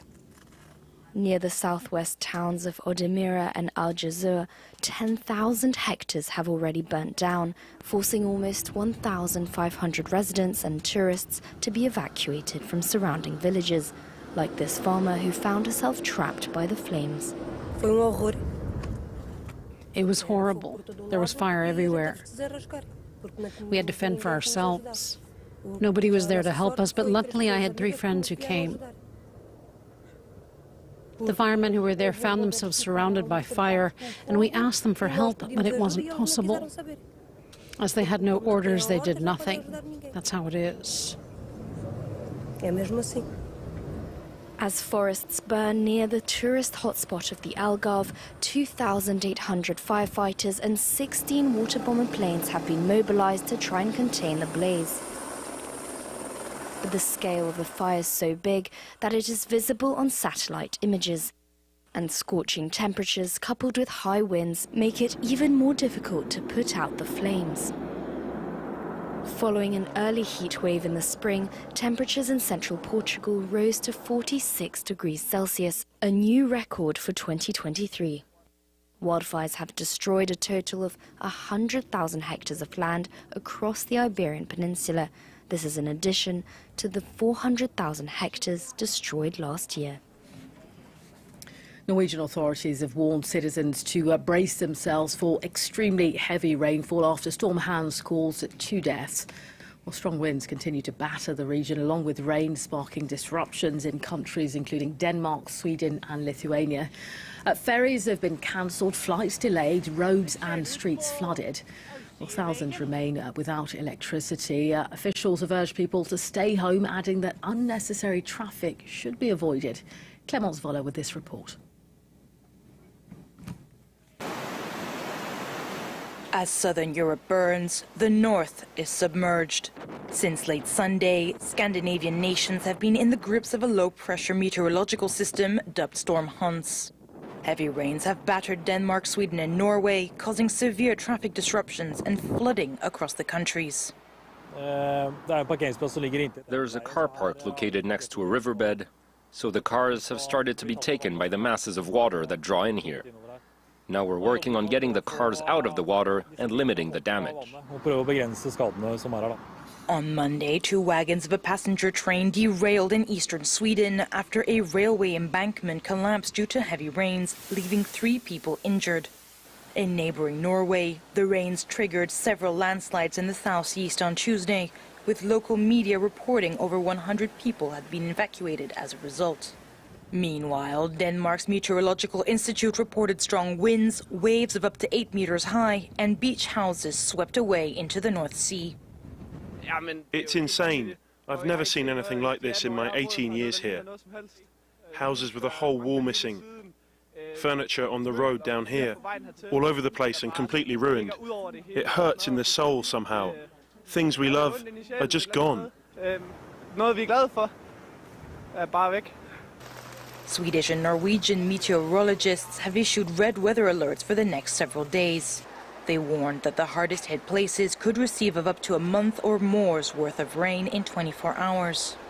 This could result in the worst floods to hit Norway in 25 years or 50 years for Sweden.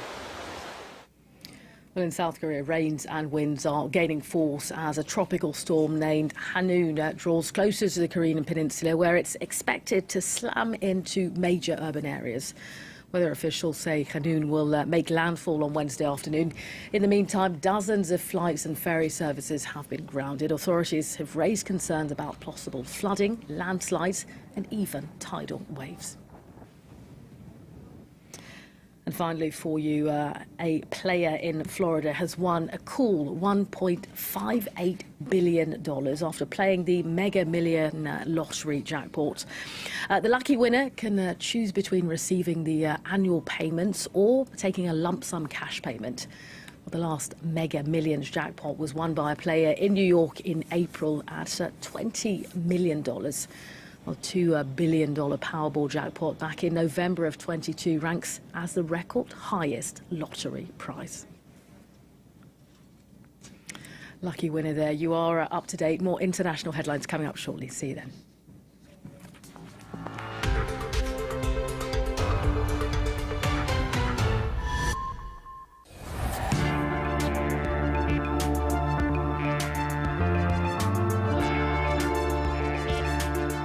France 24, a different point of view. Liberté, égalité, actualité.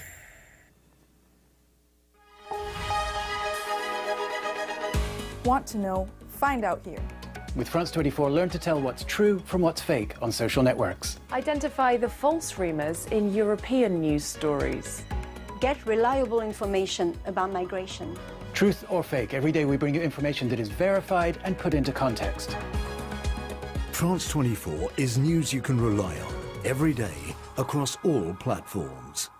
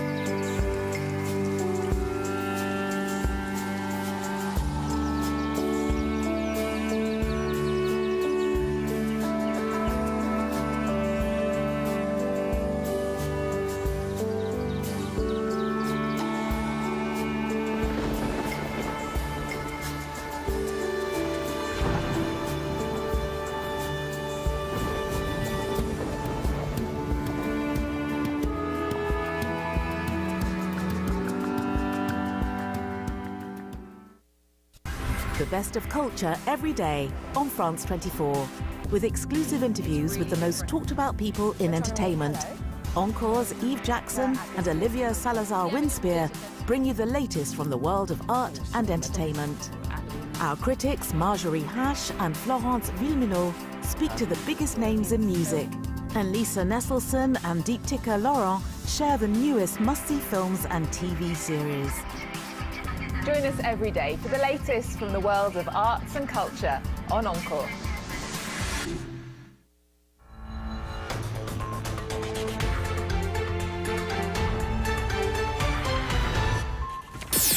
WESN.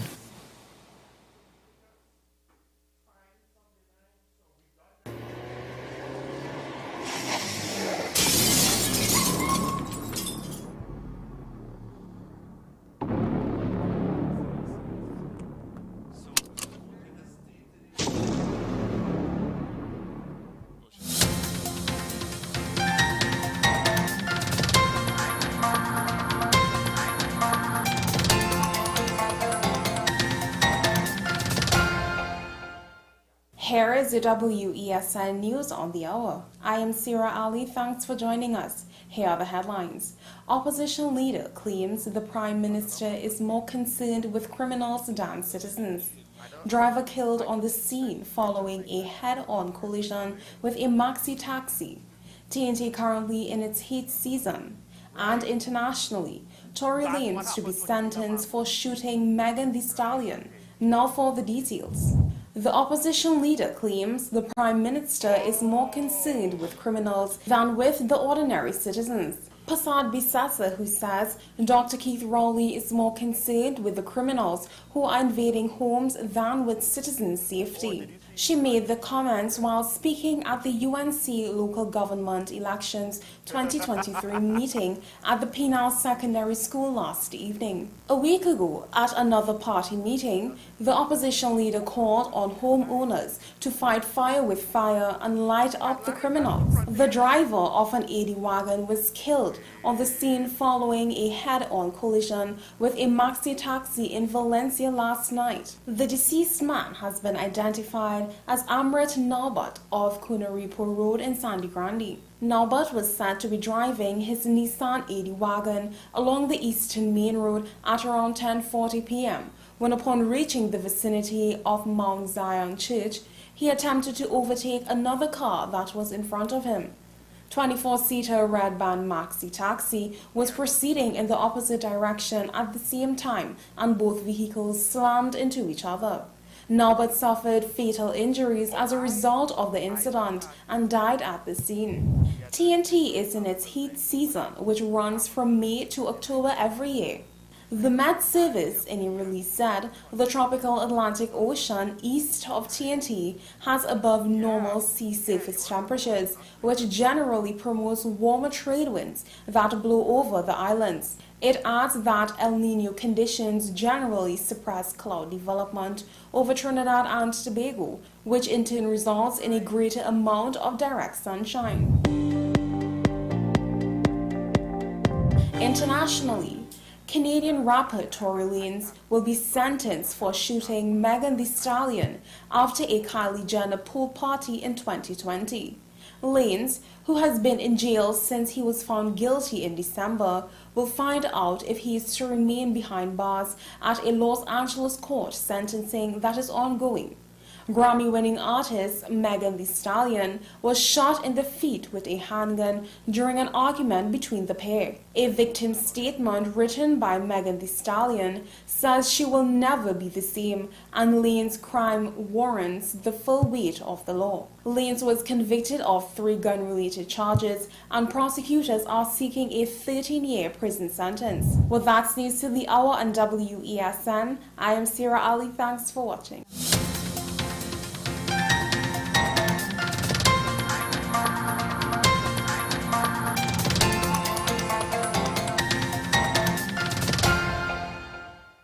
August 14th, local government election night returns.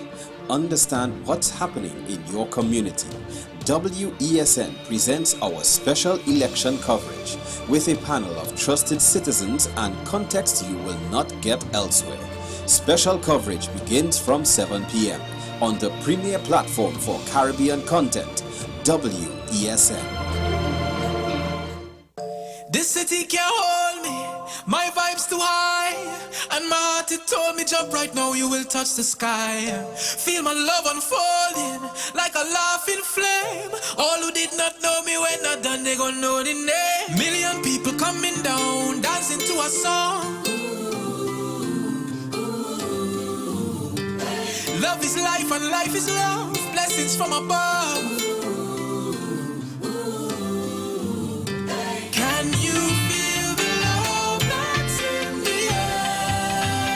Well, if you feel it, let me hear you say, dancing, moving everywhere. If you feel it, let me hear you say, na na na na na na na na na na, eh na na na na na na na.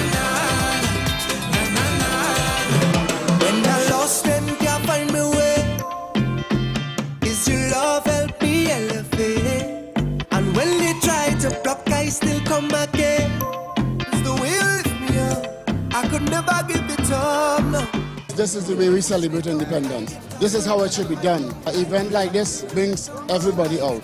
All different race, creed, everything. This is our country. And how is the best way to celebrate our independence? With our national anthem. The vision I had 6 years ago, trying to make people happy. We started this event not to stop. This event must continue. At independence, we could celebrate it together as a country. Even though the hard things, the struggles, we will always remain together as one people. Thank you.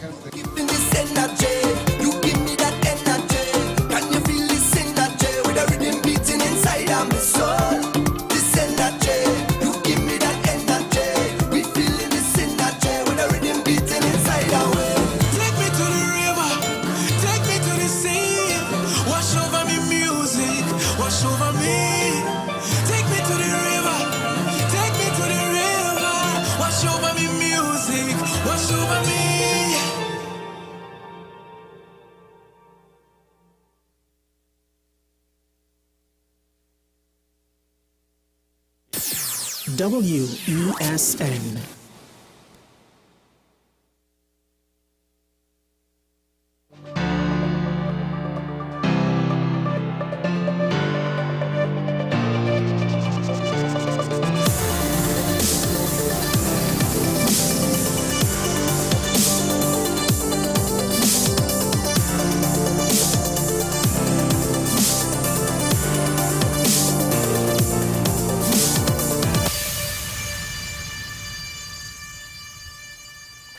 Good morning, folks. This is Talking Point here on WESN, your content capital. Sean Michael Small here, of course, alongside my ever-awake co-host, Mr. Keaton Shaw.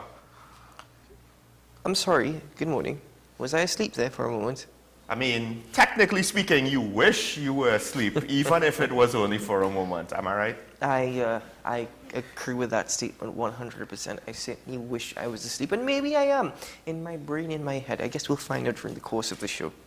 Well, quite a bit that I want to speak about today. Of course, local government elections is less than a week away. Who are you going to vote for? And even yesterday, we had somebody call in and try to explain to us just how the elections, the nature of it, the nature of the campaigning. It's not really local government, it's national government, it's legislative promises being made, technically from both sides.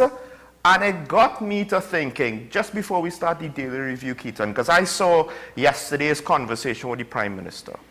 And it seems as though he is partially more successful in at least talking about something that has to do about local government, and his party supporters that ask questions about local government.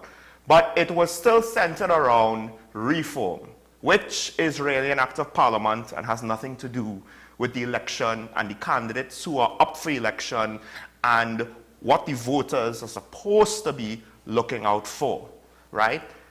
So I am wondering, because it seems as though the Prime Minister and the PNM are correlating this election with local government reform. This is their litmus test.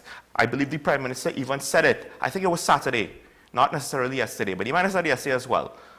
You're voting for local government reform. If you don't vote, no reform. And in my mind, because the PNM has said that there are UNC councillors that want reform. So in my mind, UNC supporters could want reform, but still not necessarily want to vote for a PNM candidate. I am wondering if the Prime Minister is perhaps overstepping by correlating the two, because now he might be stuck. He could potentially, if the results for the local government election is not good, he could then potentially, by his public utterances, that's the indicator, he has defined the litmus test, no reform, even though it might not actually reflect the true will of the people. So, I mean, that leads me to the question of the day that I want to ask people. You know, do you want local government reform, and will that determine who you vote for in the local government election? But Keaton, do you think that the Prime Minister is making a mistake marrying those two things together, the local government election and the local government reform? Because it doesn't make a difference what happens Monday with regards to whether he could pass it in Parliament or not. I don't think he's making a mistake at all. And the reason simply being is because there's been a position that has been expressed, of course, by the opposition, but also by supporters within the public domain that they do not want local government reform, from the sense that the reintroduction of property tax is what they're most against. Whilst people do want better services, and whilst people do want to have better local government and a local government that actually works for them, they don't necessarily want to go through the avenue of property tax, which is why there's been this position and this stance. Isn't that technically two different pieces of legislation? No, because the argument is that the property tax will fund local government and local government reform. So what is taking place is that the Prime Minister is pushing this narrative. I mean, he has every right to do so on the campaign trail that, listen, we can actually make local government work for you. Local government has been around for quite some time. Whether or not it's working, and I get this entire notion that it hasn't been working at all, so I'm wondering why it is we've even had local government for the last few decades. But the point is, if you want local government to actually work for you, if you want more efficient services, if you want effective local government, if you want to see better roadways and road management, if you want to see better drainage, better facilities, then you have to vote for us, because we're the ones that are pushing local government reform. You're absolutely right in saying that the results of the local government election will not determine what can happen within cabinet or what can happen in Parliament. However, I think the Prime Minister is also trying to concrete his position. It's, you know, it's similar to this in the United Kingdom. Do you remember when the Conservative Party had about 3 different prime ministers over a 5-year period? Yes. And there was election after election, not by-election, but election after election. Boris Johnson called an election in order to reaffirm his position. And I think that is what the Prime Minister is pushing here. If the government, or by extension the People's National Movement Party, are successful in the local government election, and they will judge success by either retaining the currencies that they have or gaining one more corporation. Right. Right? Because if they lose 1 seat or 1 corporation, yes, sure, but if they retain it, they're going to go ahead with it. But he's using this to affirm his position that local government reform is what people of Trans-Tobago want. I have yet to hear the opposition take my stance, because in my opinion, and technically speaking, if all they're against is property tax, maybe they can't use my idea or my thought process right now to counteract reform. The Prime Minister believes that the opposition just wants to oppose for opposing's sake, which may or may not be true. With regards to property tax, that is a contentious issue that not everybody is on board for. But if you look, I mean, the PNM has an animation that they've released and they've showed, I think at least last night, and it shows the convoluted process that local government, in theory, has to go through. You speak to your council speaks to the entire local government body, they go to the CEO then speaks to the technocrats, and then it goes up the chain to the ministry, and the ministry of fine or whatever, and it seems as though it has to wind through so many offices before it gets anything done. And one thing is the money to finance it, but another thing is the new systems, and that, I believe, should have its own debate to property tax, because you could still make the current resources that are available, you could still use them more effectively, more efficiently. And in theory, if the reform is all that it's promised to be, even without property tax, it would still be a step forward, even if it's just an incremental step forward. Listen, in my opinion, I think there's been a sense of laziness in local government for quite some time. Whether or not local government reform actually removes that attitude, that laziness, that mentality, it's yet to be seen. Because, listen, prior to any local government reform taking place, your communication between your councillor and yourself should not have been affected. And I've realized that actually, this is taking it from a different aspect. Even the communication between one's councillor and a citizen who is facing difficulties or is to make a complaint, that has proven to be a challenge. When the councillor has very little effective authority. It's whether they have very little effective authority. Granted, yes, they're lazy. Trying to even get in contact with your councillor has proven quite difficult. Trying to get a response from your councillor has proven very difficult. You don't see a councillor at the office, and this is not for every single councillor, but this is a general narrative. I don't see my councillor until local government elections come around. You know, that's the only time within a 4-year period that I actually see them or I actually know who they are. In fact, I forget who they are during this 4-year period. That is a general narrative.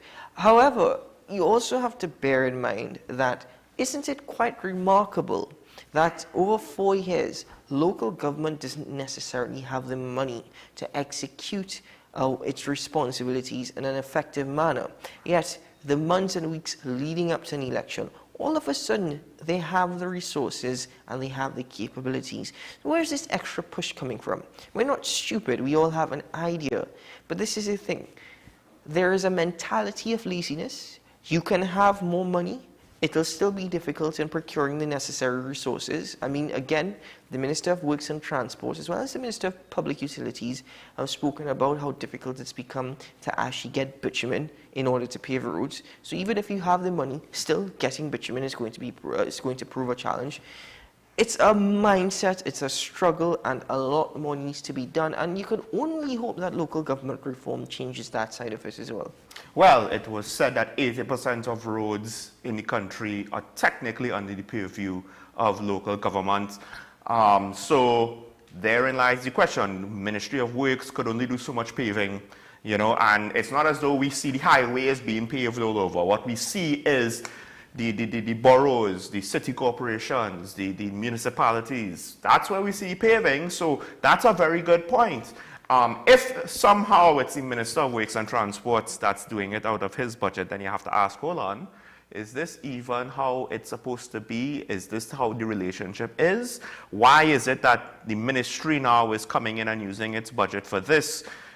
Shouldn't it be using its budget on developmental contracts? So folks, let's not get too sidetracked though. I really am curious there. We will have that as a question in the air. We bring it back just for today, at least for now. Do you want local government reform? Property tax, no property tax, you know, that's up to you how you want to phrase your answer. But then, will you let that determine who you vote for in the local government election? And just for an example, I'll tell you straight up, I do want local government reform, but that is not how I'm going to vote for the local government election. Can't tell you who I'm going to vote for. I'm just letting you know that's not a factor in my determination. Prime Minister, I'm sorry, but I'm not necessarily going for that shtick. But folks, what we'll do, we'll take a break. When we come back, we'll get into the daily happenings over the last 24 hours with the Daily Review. Stay tuned here on Talking Point on WASN, your content capital. We'll be right back.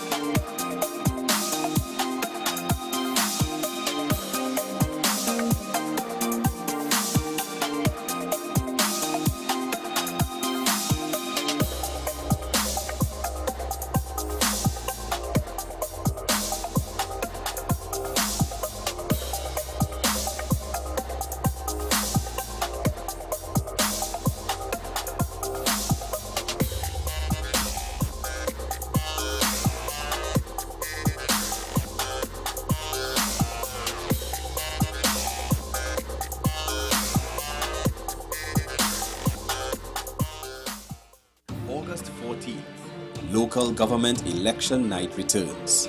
Understand what's happening in your community. WESN presents our special election coverage with a panel of trusted citizens and context you will not get elsewhere. Special coverage begins from 7 p.m. on the premier platform for Caribbean content, WESN.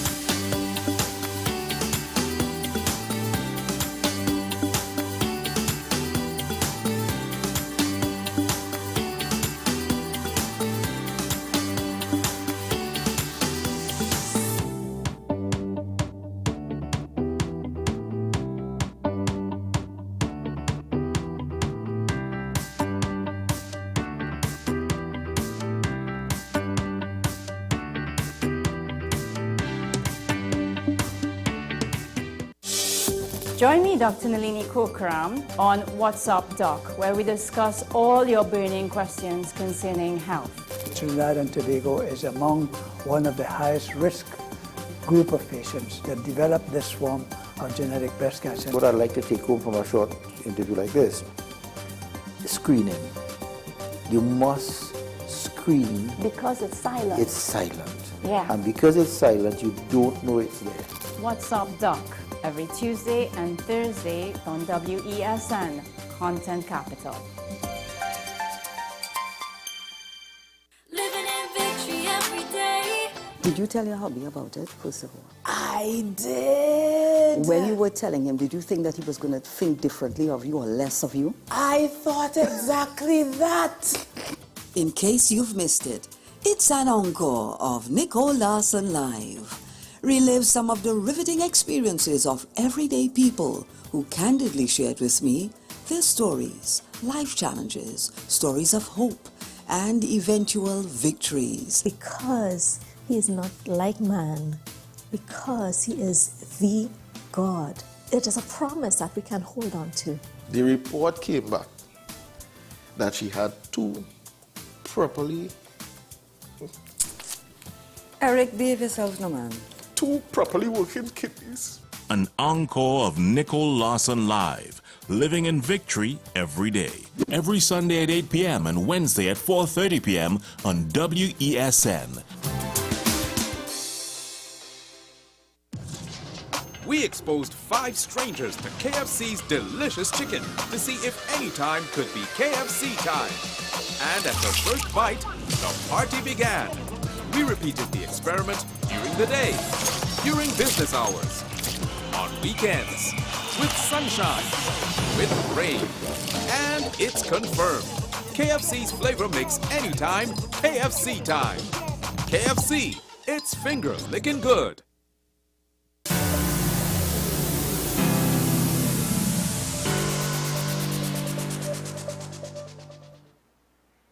Welcome back to the Talking Point, ladies and gentlemen. So, of course, in this local government election cycle, aka on the road to the general election, let's just call it like it is, right? We ain't really, apparently, at least a good chunk of us aren't that concerned about local government election. It's the general election. We've started campaigning for the next general. It's a little over a year away, am I correct, Keaton? Yes, 2025. 2025, early 2025, right? Middle of 2025. Middle of 2025, so it's more than a year away. Yeah, we've got about 2 years. 2 years away, okay, I was wrong. 2 years away. 2 years from now, look at that, we've already started campaigning for the general election 2 years from now. One could argue that maybe that's what the opposition is supposed to do from the moment it lost the last general election, whoever the opposition might be. But anyway, with this local government election / general election beginning on the marathon, let's not even say road, 2 years of campaigning, G's and H's. I wonder if they can keep it up. Crime, of course, is a big issue, but recently, while the opposition leader's comments has made a lot of media and caused a lot of people to talk about it and give their opinions about it, one of the issues that the opposition has seemingly been pushing with some degree of success, for better or worse, is the Prime Minister's apparent, or they claim, lack of declaration of his townhouse that he purchased in Tobago. And this prompted the Prime Minister to reveal his forms, his Integrity Commission forms. Form A, usually kept confidential.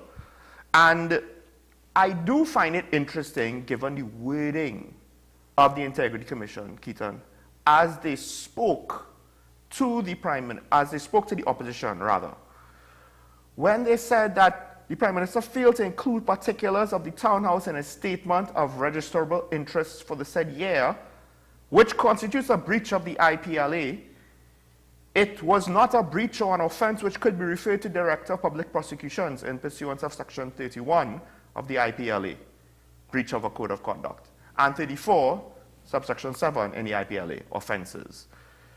And then they went on to basically state, it was reported that they said that they were satisfied in Hussein's complaint about it possibly being a gift, and their investigators looked into it. They found that it was not a gift. They closed the investigation.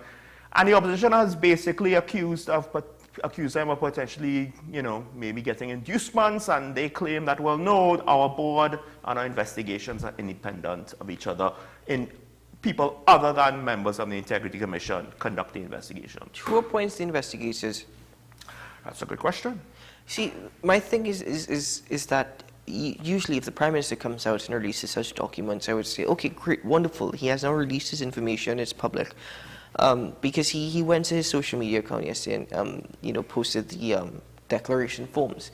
But what has me a bit confused, and I'm actually trying my very best to wrap my head around this, is that according to a letter from the Integrity Commission to MP Saddam Hussein, it stated that the Prime Minister did not actually declare the townhouse at Sherburne Road in Tobago.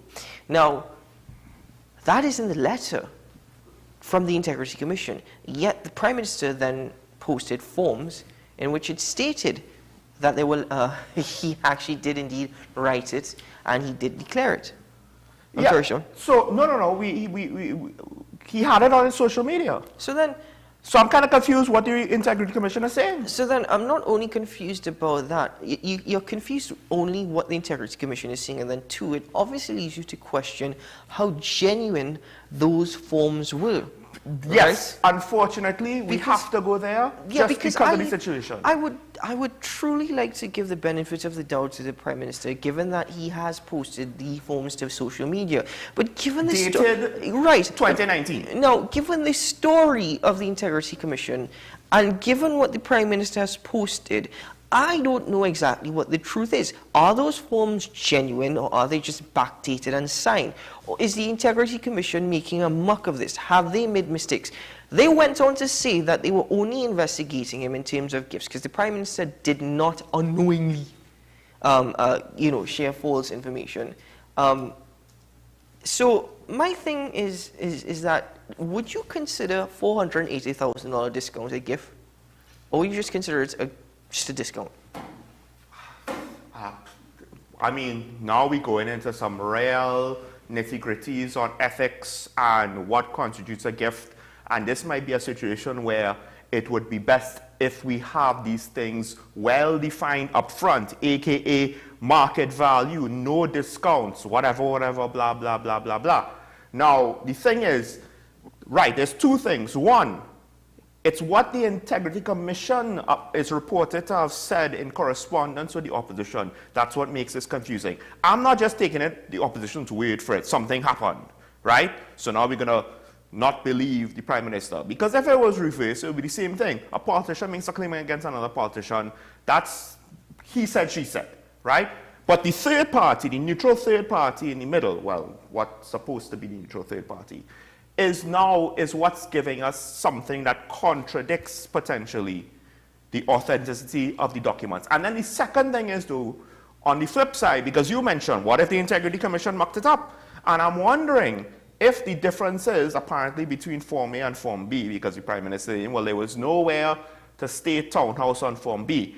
And some people might say, well, isn't it obvious? But I would argue, when you fill out a form, you just fill out what the form wants. You don't necessarily think further ahead. That usually a government form, you're not supposed to state more than what the form wants. And perhaps now, because of the differences in the forms, if that is true, that's how the Integrity Commission kind of mucked it up. I even looked at how that form was filled out, and I was like, wow, this is how you fill out an official document. That's rather incredible. I guess that's the least important part of this conversation, but crikey. But it could be better than though. That's the unfortunate thing. What has me questioning is that the Integrity Commission, and I'm quoting now, it says, the Commission also concluded that while the Honourable Prime Minister had failed to include particulars of the townhouse in his statements of registrable interest for the said year, which was 2019, which it constituted a breach of the IPLA, the Integrity in Public Life Act. It was not a breach or an offence which could be referred to the Director of Public Prosecutions. How do we determine, if there is a breach of the IPLA, how do you determine whether or not that it should be sent to the DPP? I would argue, if there's a breach of an act, shouldn't there be some level of criminal investigation? It reads as though what they're saying is, There are so many subjective things about this, but somehow we have a specific rule here that says that whatever the Prime Minister may have done, it might be a breach, but it's not a breach that we could pass on. Somehow we're specific enough in that one instance, but otherwise, you and I looking on, it seems to be very subjective overall. Because how do you determine a gift is it's not a gift, it's a discount is not a potential unethical way to pass on. And then it said, the Commission said it was satisfied with Saddam Hussein's complaint about an alleged possible gift received by the Honourable Prime Minister. It required investigation and did so over the ensuing year. It said the investigations unit subsequently recommended that the investigation be terminated, which it accepted. One, what outcomes or revelations came from that investigation that suggested it should be closed? I want to know the reasons given as to why it was closed. All of these things, you see, for me, again, you want to give the Prime Minister the benefit of the doubt because he posted the documents to social, whether or not they're genuine. That is the big question, because they're two different stories. People have made an issue about the Prime Minister playing golf. I've had no issue with the Prime Minister playing golf. Yeah. People have made an issue of him wearing a fancy watch. To me, I like nice things in life. I looked at the watch. Right? It's 300 US, right? I think a man in his position, that's not a big deal. Yeah, but we have people out here that would spend 500 US on a pair of shoes. We all we all like nice things. I had no issues with that. I had no issues with him playing golf or whatnot. And therefore, I would say, okay, great that the Prime Minister he wants to post these forms. But given the stories from the Integrity Commission, given the story from the Prime Minister, I'm so sorry, Honourable Prime Minister, unfortunately, the questions that are being raised here this morning cast a great doubt over the authenticity of everything involved here. I think the problem is the Integrity Commission is saying things with not enough explanation for the public to put this to rest, right? Now, granted, this is what it's telling the opposition, but the flip side is, assuming that the opposition has not, well, I believe this is what they have told the opposition, assuming that the comments that the Integrity Commission have not been edited with pertinent information removed, right? So they might have revealed more, it's just we might not have seen what those comments are, right? So assuming that we've seen all that the Integrity Commission has said on this. Apparently the reasons why the investigation was closed was actually disclosed to MP Saddam Hussein, but we have not, right. I have no information on that. Assuming that the opposition is not editing, right, or whoever is not editing, right, then I could say the issue is the Integrity Commission not revealing enough information to put the debate in the courts of public opinion to bed. Now, apparently, one political activist is going forward with this in the courts. I have no problem with this in the sense of, again, the litmus test is supposed to be innocent until proven guilty. Let the courts deal with it. If a judge sees confidential information that we're not supposed to see and says it's fine, or something is wrong here, I'm okay with that, right? But at the same time, one of the things out of this election that makes me uncomfortable is the amount of accusations being thrown about, but yet, in most cases, they don't seem to be taking any legal action about these things. They're saying that laws are broken, both sides, but we're not seeing any legal action. And in the Prime Minister's case, I appreciate him revealing documents, but it's the Integrity Commission's reported statements that's putting doubt on the whole situation, because it's very confusing. Also, back to what we initially said with regard to the investigation, the Commission said that its 5 members, so the 5 commissioners, do not personally conduct investigations. There is an investigation unit within the Integrity Commission. But who appoints the individuals to conduct these investigations? I would assume it's the Commission. I would hope it's the Commission. One could make that assumption. I hope it's not the Public Service Commission, because I don't know, I can't even begin to figure out the potential pitfalls of that, but whatever it may be at this point, once more questions have been raised. There are certain doubts, there are uncertainties, and like I said, given the story of the Integrity Commission, given the Prime Minister posting the documents and the dates seen on the documents and what was filled out, honestly, it's very difficult at this point to say to the Prime Minister, you know, you're out of the dark. It's just really, really unfortunate. And this is why I always say transparency, it can work for you. Again, at least the Prime Minister, technically, he did his attempt. He did a reasonable attempt to be transparent, but the Integrity Commission, we need to hear more from them. Isn't it rather ironic, Sean, that there are now questions as to whether or not the Integrity Commission indeed has integrity in its practices?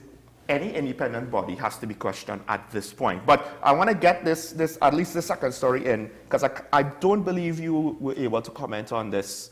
And it started over the weekend, right, where we got the reports about August the 1st, licensing officers were there under the invitation of ACP Collis Hazel, the head of the Tobago Division.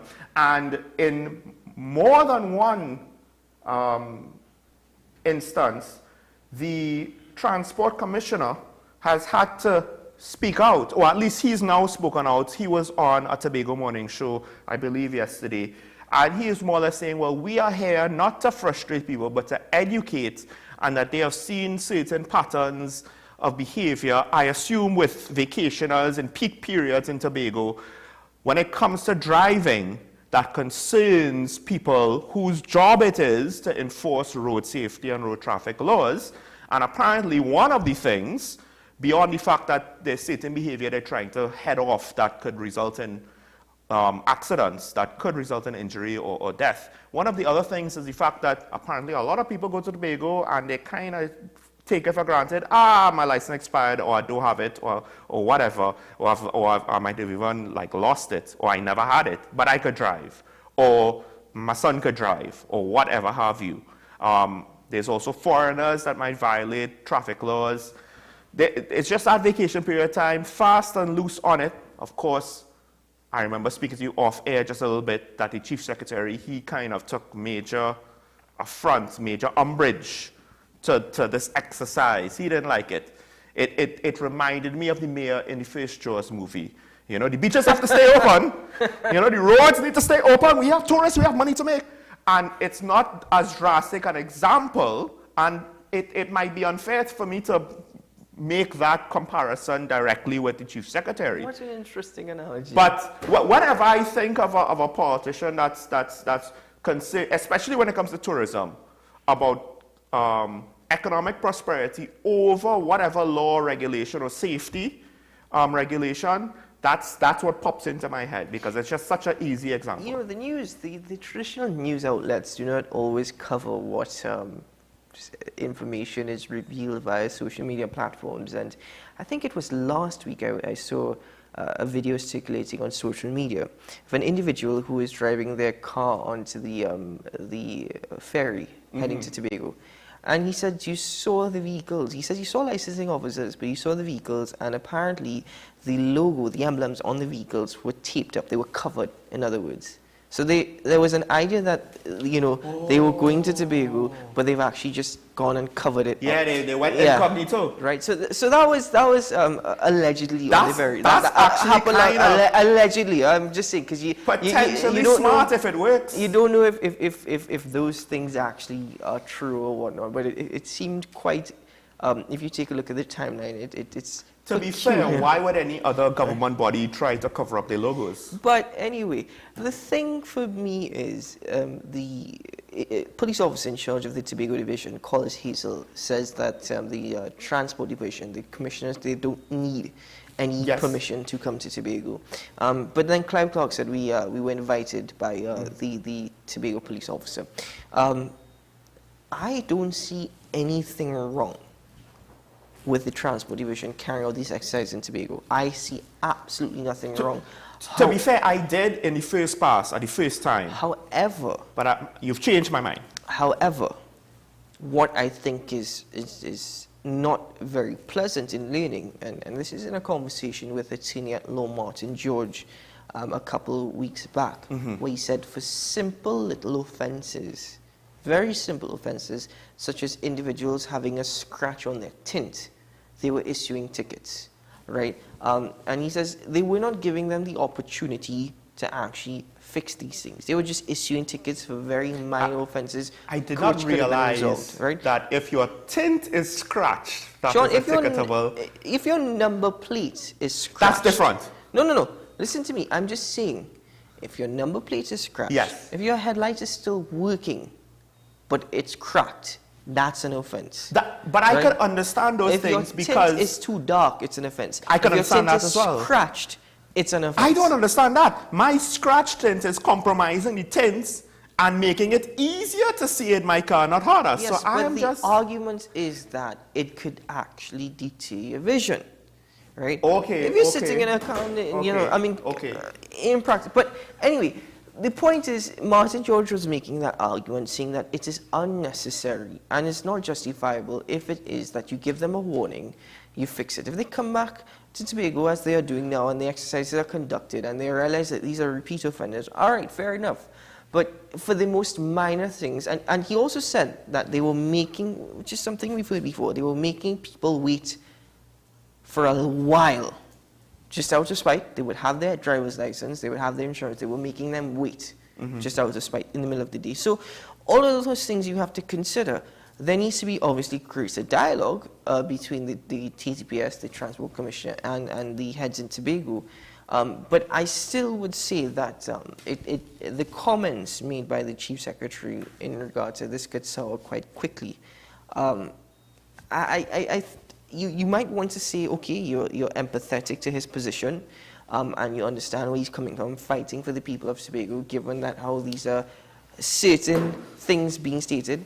But he also needs to be very careful of the words that he chooses to use, because it's in a way, the perception that could be out there from people interpreting it is, this is... In a way, it's undermining the If somebody power, says, I could do something bad to you, but that wouldn't be a good idea, isn't that a threat? Yeah. It could be a family member, it could be a stranger. It's undermining the authorities. That's what it is. And that's the thing, because we've said it before.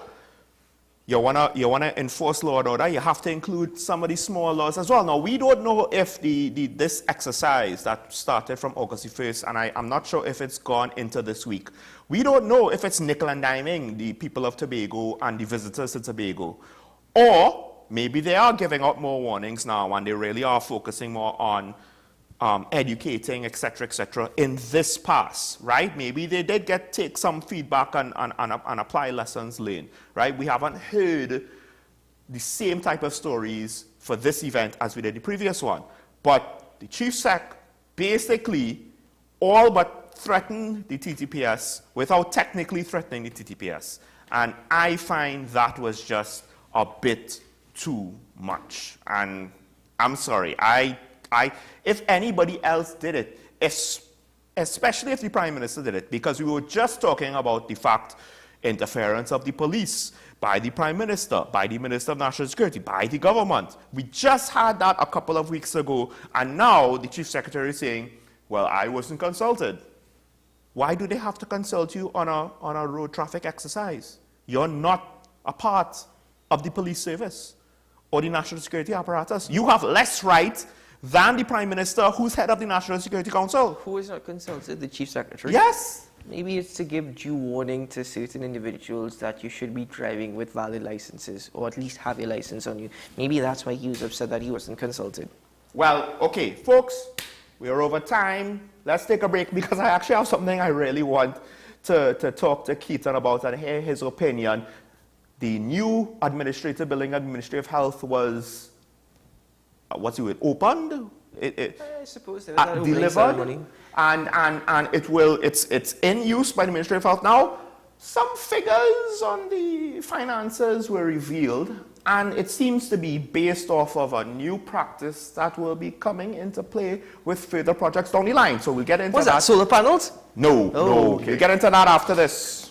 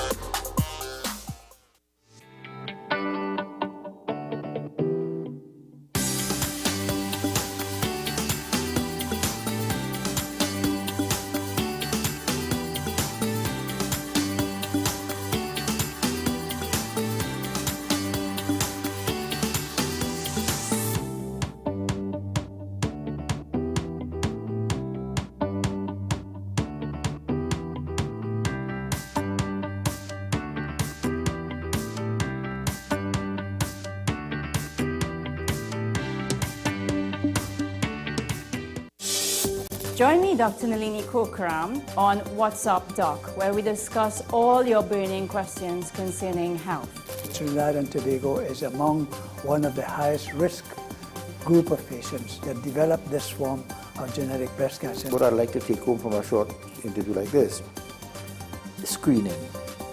You must screen. Because it's silent. It's silent. Yeah. And because it's silent, you don't know it's there. What's Up Doc, every Tuesday and Thursday on WESN, Content Capital. August 14th, local government election night returns. Understand what's happening in your community. WESN presents our special election coverage with a panel of trusted citizens and context you will not get elsewhere. Special coverage begins from 7 p.m. on the premier platform for Caribbean content, WESN. As Kevin Hart would say, damn! Why we have so much minors out on the streets? There's an after-school program happening there. Side women, don't give up. You know, you can become queen one day. Those companies who are currently looking for their money that they deposited in the Silicon Valley Bank, it's not there. ChatGPT is basically the start of Terminator. Our relationship with the colonial powers is like a relationship with a little bit of abuse that people like to stay in. And we remember how that was. Put in $100 and later tonight, you'll get back $3,000. I promise you. I promise you not. Did you rent an accent while you were across there? When you're in the proximity of Donald Trump, somehow you adopt his aura. First of all, I thought the $200 would be more than enough. It's $200. As a goat farmer, I have 3 goats. Yeah, 3 goats and 1 cow. You know the name? No, I don't. Right, Messi, LeBron, and Cristiano Ronaldo. And the cow named Haaland. I love Trinidad and Tobago, you know.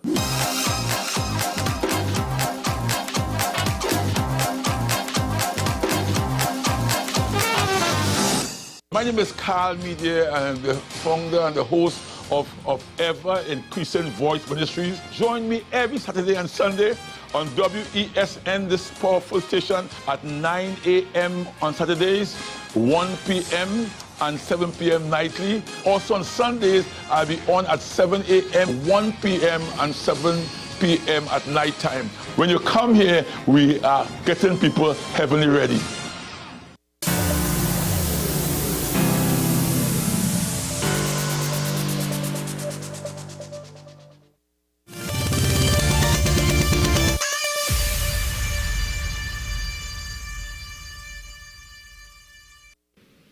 Before I close, I think the taxpayer of this country needs to know how their monies have been spent.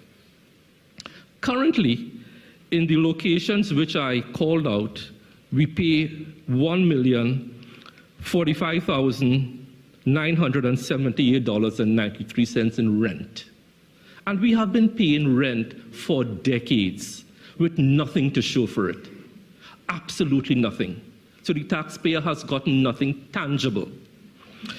With this concept, with this bold design, build, own, lease, transfer, the total sum approved by Cabinet was $471,307,920. That's the value. The payback per month, the lease per month, is going to be $2,618,377, VAT exclusive. But at the end of 15 years, the taxpayer will own this. It will be yours.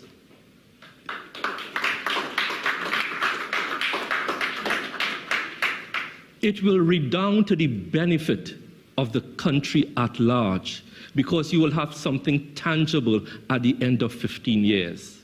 When one considers how much hundreds of millions of dollars we have paid in rent, rolling from one location like the Rolling Stone, remember Papa was a Rolling Stone, and now we have nothing to show for it. Ministry of Health would have been moving all over Port of Spain, living from place to place like Miss Howard Cat.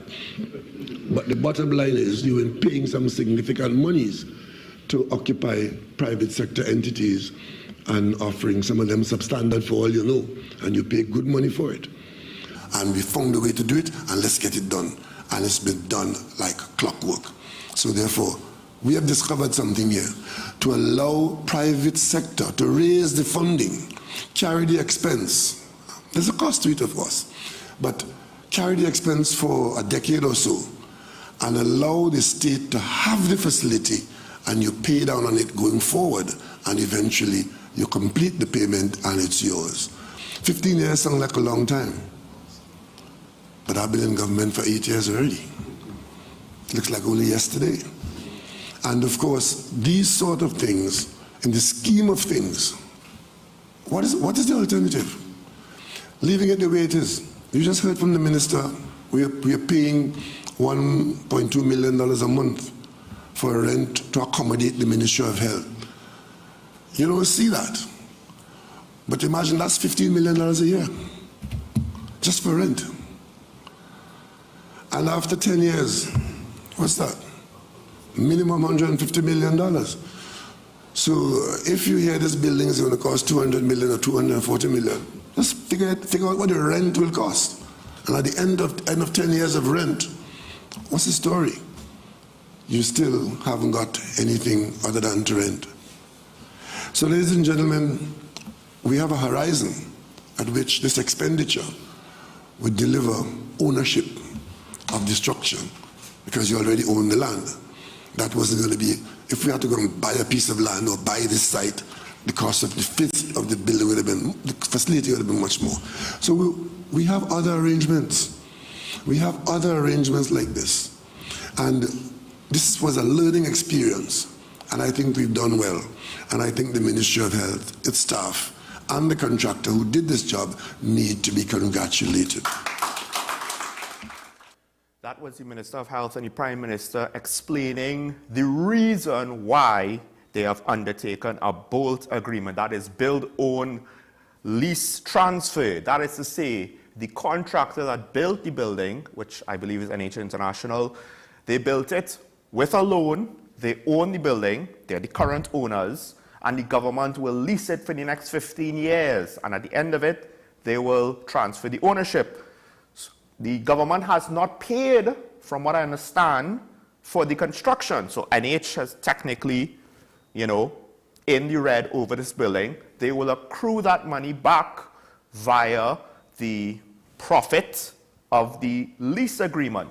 Now, the Minister of Health, Keaton, basically said that Cabinet approved of $471 million plus change. When you look at what the Minister of Health said was the lease amount per month, and you multiply it out, you get the total value lease would more or less come up to that. It's like $60 under, $471,307,860.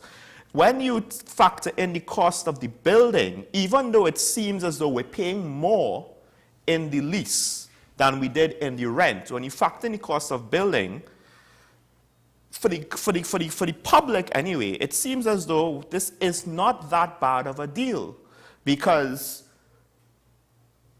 we would have had to pay us that fraction of money anyway, $188 million for rent over 15 years. So that's almost $200 million. And then the cost of the building is about $274 million. This is from one of the news reports. So if that is proven to be true, for the most part, we're kind of getting a $200 or almost $300 million building, but we don't have to commit the capital up front for it, right? And we're spreading it out over 15 years, and a good chunk of that money would have been paid in rent anyway if the move wasn't made. So I find it's an interesting way to deal with the fact that we have liquidity problems. To nitpick it, it seems as though the profit for NH... I'm sorry, hold on. The value of the building is 270-something million. The construction cost is like 270 plus million. Right. We're paying about $30 million a year for 15 years, which is about 450 million a year, yes, for 15 years. 450 million. That's good. Because when you add the cost of the building and the amount of money that you paid you would have paid for rent anyway, it kind of works out. You're essentially, the lease is covering the construction costs as well as the rent that would have been paid. So a good point raised by one of our colleagues was who's actually covering the maintenance of this building over the 15 years? Well, the government doesn't own the building. At yes. this point in time, it will be NH International. You would assume that the responsibility of that maintenance will fall on NH, but that has not been So made clear. technically, when you pay rent, I mean, that's, you would agree to who does maintenance and who doesn't, but I believe to some extent a rental agreement would include, and a lot of commercial rental agreements would include maintenance. Of course, we won't reveal that information. The other thing is, this gets more complicated because it's not an upfront purchase. So how do you factor in inflation and rising costs and to be fair to both parties? That, I'm not an economist, I can't say. On paper, on the surface, it seems like a reasonable deal. There is a slight discrepancy when you look at the difference between the cost of construction and the differences between what you would have paid for the lease and the rent. There's like $8 million, maybe that's NH's profits, I'm not entirely sure, but they are getting what would have been the rental money that the previous landlords would have gotten. That also, one could argue that's a good chunk of profit there. So yeah, but the thing is that, and forgive me, I'm glad that we actually have a building that we would be, the government owns quite a number of properties and still chooses to pay rent. Yes. Right? And that has been a pet peeve of mine. I don't understand why it is you have so many properties at your disposal, but you choose to pay rent. Anyway, we spend about $10 million a year in rent.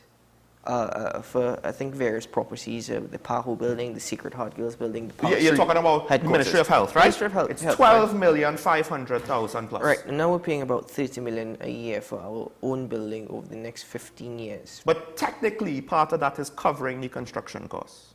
It is. Right? I understand. As in the costs, NH built it. According to how the deal works, the government has not given him any money to build it. He's done it with a loan. So, it's being paid somewhere else. Well, again, there's a $8 million difference. It's not like exact. So I don't know if that's his profit on the construction. But then, of course, technically speaking, NH gets what would have gone to the landlords of the rental properties. NH will get all of that as the sole leaser of the entire administration of the Ministry of Health. To be honest with you, I'm an advocate for public-private partnerships. I think they're beneficial. I think that they've proven to be effective.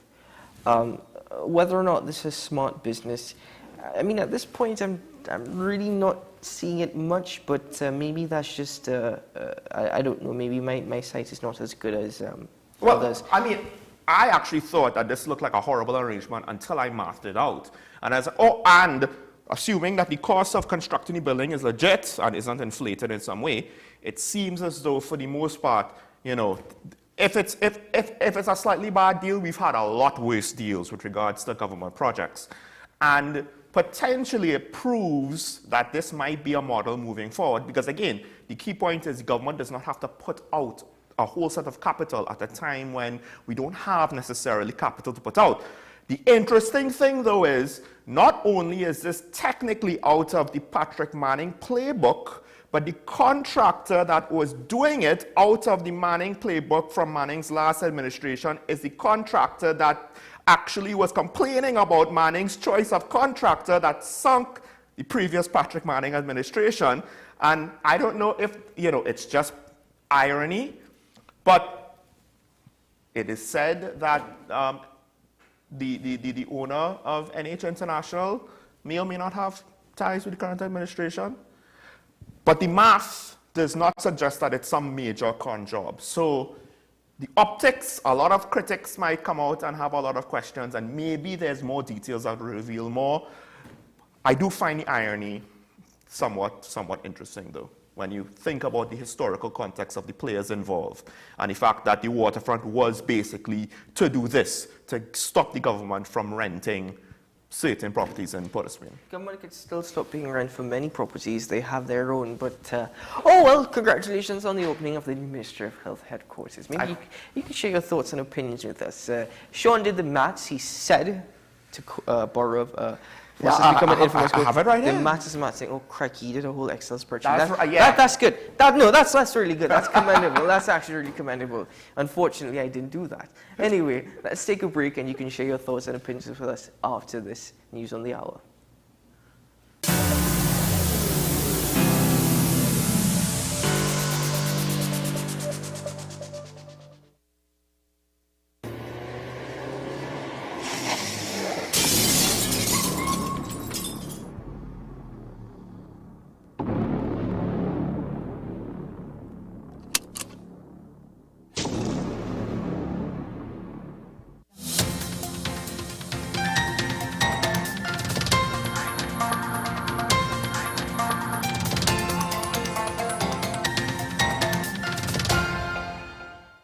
Here is the WESN News on the Hour. I am Sira Ali. Thanks for joining us. Here are the headlines. Opposition leader claims the Prime Minister is more concerned with criminals than citizens. Driver killed on the scene following a head-on collision with a maxi taxi. TNT currently in its heat season. And internationally, Tory Lanez to be sentenced for shooting Megan Thee Stallion. Now for the details. The opposition leader claims the Prime Minister is more concerned with criminals than with the ordinary citizens. Passad Bissessa, who says Dr. Keith Rowley is more concerned with the criminals who are invading homes than with citizen safety. She made the comments while speaking at the UNC Local Government Elections 2023 meeting at the Penal Secondary School last evening. A week ago, at another party meeting, the opposition leader called on homeowners to fight fire with fire and light up the criminals. The driver of an 80 wagon was killed on the scene following a head-on collision with a maxi taxi in Valencia last night. The deceased man has been identified as Amrit Naubat of Kunaripo Road in Sandy Grande. Naubat was said to be driving his Nissan 80 wagon along the Eastern Main Road at around 10:40 p.m. when, upon reaching the vicinity of Mount Zion Church, he attempted to overtake another car that was in front of him. 24-seater red band maxi taxi was proceeding in the opposite direction at the same time, and both vehicles slammed into each other. Naubat suffered fatal injuries as a result of the incident and died at the scene. TNT is in its heat season, which runs from May to October every year. The Met Service, in a release, said the tropical Atlantic Ocean east of TNT has above normal sea surface temperatures, which generally promotes warmer trade winds that blow over the islands. It adds that El Niño conditions generally suppress cloud development over Trinidad and Tobago, which in turn results in a greater amount of direct sunshine. Internationally, Canadian rapper Tory Lanez will be sentenced for shooting Megan Thee Stallion after a Kylie Jenner pool party in 2020. Lanez, who has been in jail since he was found guilty in December, will find out if he is to remain behind bars at a Los Angeles court sentencing that is ongoing.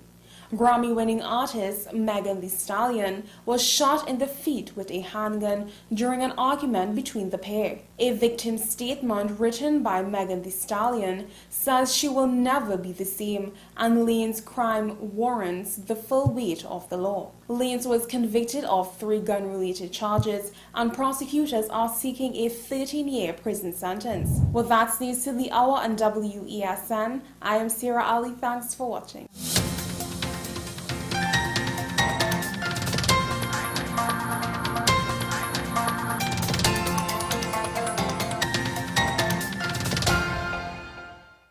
August 14th, local government election night returns. Understand what's happening in your community. WESN presents our special election coverage with a panel of trusted citizens and context you will not get elsewhere. Special coverage begins from 7 p.m. on the premier platform for Caribbean content, WESN.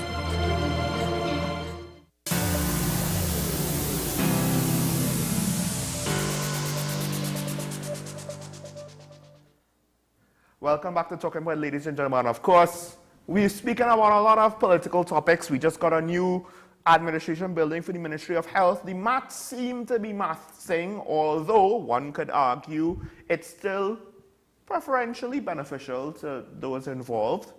Maybe it's fine because it could be a decent deal for the country, assuming we're not missing any pertinent details on the finances. We did speak about the Prime Minister's interesting situation with the opposition's accusations over his lack of declaring a townhouse in Tobago, over the fact that the townhouse might have been discounted, and what does that possibly mean? And the Integrity Commission more or less saying, we're going to terminate the investigation because we're content that everything is fine and there's nothing to see here. And we also spoke about the licensing exercise or the road traffic exercise in Tobago. If you have any opinions on this, if you have any opinions with regards to what's happening with our local government elections and local government reform, we're going to open the phone lines. We want to hear from you, the viewer. But on that last topic, of course, today we have a question for you. Let's go with the question today.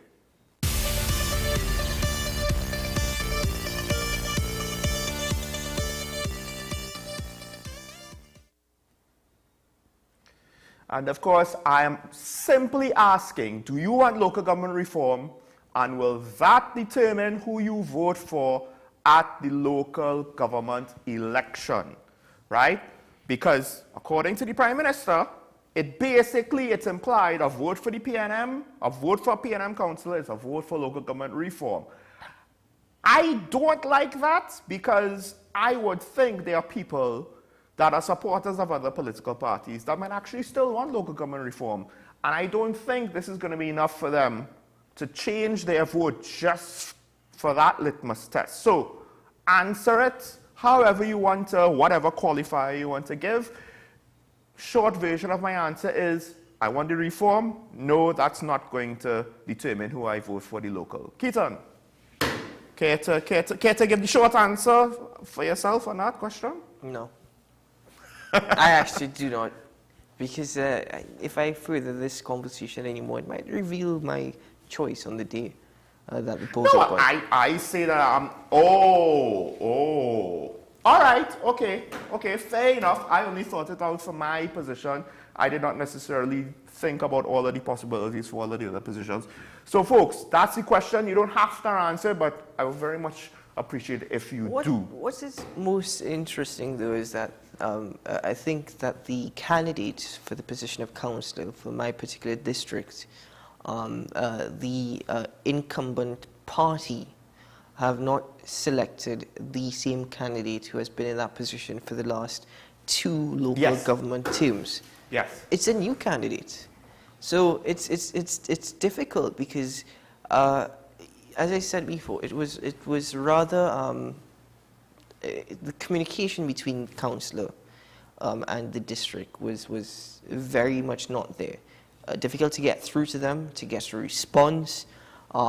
Even getting a response from the chairman of the corporation at times, whose email address was public, whose number was public, no. So I mean, I've heard the same with regards to the incumbent, right, in my area, but now the question is it the same incumbent? For us, it just might be, so that leaves us with the question, do you want more of the same? We have a caller from Faizabad. Good morning. Good morning, Sean. Good morning, Keita. Morning. Trinidad and Tobago. Okay, with respect to local government election and reform, that wouldn't change my opinion on my voting. Because that's just hogwash. That has been in the air for too long. So don't make it a vote promise. And at the end of the day, we wouldn't get it anyway. With respect to Dr. Rowley's and the Integrity Commission, I want to remind people Mr. Pandey was in prison. Yes? Yeah. They said he didn't declare something. Was it on the B form?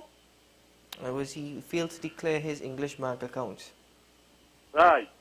So, you understand what I'm saying? So we need to do some investigation with respect to that. With respect to the Prime Minister and the polygraphing, I realize he's a good supporter of polygraphing for the police and everything, but he himself needs to take one because Mr. Gary Griffith has challenged him. And I realize none of the media houses are suggesting or even asking him a question about that. And he comes on air every night and talk a pack of hogwash and he's not subjecting himself to it at all. If he is man enough, let him stand up and do the polygraph because it is alleged that he himself asked favors of the former commissioner. And if that is true, the public must be made to know about it. He's very dishonest as proven. Remember, he was the same fella who went to Ken Gordon's home in the dead of night, you know, when the land date affair was being investigated. And what he said, he went for a cup of tea at 10:13 in the night. Have a good day, gentlemen. Thank you, caller. It's a very odd time to have a cup of tea. I hope it was decaffeinated. Anyway, the thing is that, and you please forgive me for my laughter, I haven't heard that word hogwash in quite some time. Really? Yeah, really. I haven't said it? You haven't said it? No, I think I said it. You say other things like, what, hyperbole, and there's another That's one, true, like, hyperbole. And the bubble. Yeah. That's right, the bubble. Yeah, so, This yeah. is TNT, you know, politics is littered with bubble. Too much bubble. Anyway, Cora, thank you very much for your contribution, and thank you very much for your expressing your thoughts and opinions with us this morning. It was interesting you said that we won't get it anyway in the end. Well, that's... Because it's been on the cards for however long. I think that is something that is quite often happens. Look at, for example, campaign finance reform. This is probably the fourth or fifth time I'm raising this in the last 2 weeks. But you could see where our political parties have a vested interest in not reforming campaign finance. Local government, on the other hand, is not really something I believe that would hamper their interests. In fact, it might improve it. I'd like to add to Sean's question, if you will permit me. Of course. Do you take local government seriously? Do you see the benefits to local government here in Trinidad and Tobago? And do you think that local government reform will allow for greater benefits? So just informally adding that to the question this morning, do you see the benefits of local government? Do we take local government seriously? That's another aspect of it, which is why there are doubts regarding local government reform. I mean, I think the short answer for most people would be no. Right? Now, the question is, to what extent is that because we are not aware of what local government can do, so we're only aware of when we run into the brick wall of what they can't? I appreciate the point that the caller from San Fernando raised last week, and that is the responsibility for the maintenance of schools will also fall in the local government reform. Yes. And that is going to cause a lot of headache. If that goes through, then property tax has to go through. If that goes through without property tax, then it'll be a disaster. We have a caller from Shogunas. Good morning, caller. Good day, gentlemen. Morning, morning. Hello. I've been trying to follow this business for the purchase of the townhouse in Tobago. Mm-hmm. And the important point, I really haven't heard it. Now, it is true, any asset any public official acquires is supposed to be declared. Mm-hmm. But any benefit, this applies to politicians. And if you buy a townhouse for less than the market value, that is a benefit. Mm-hmm.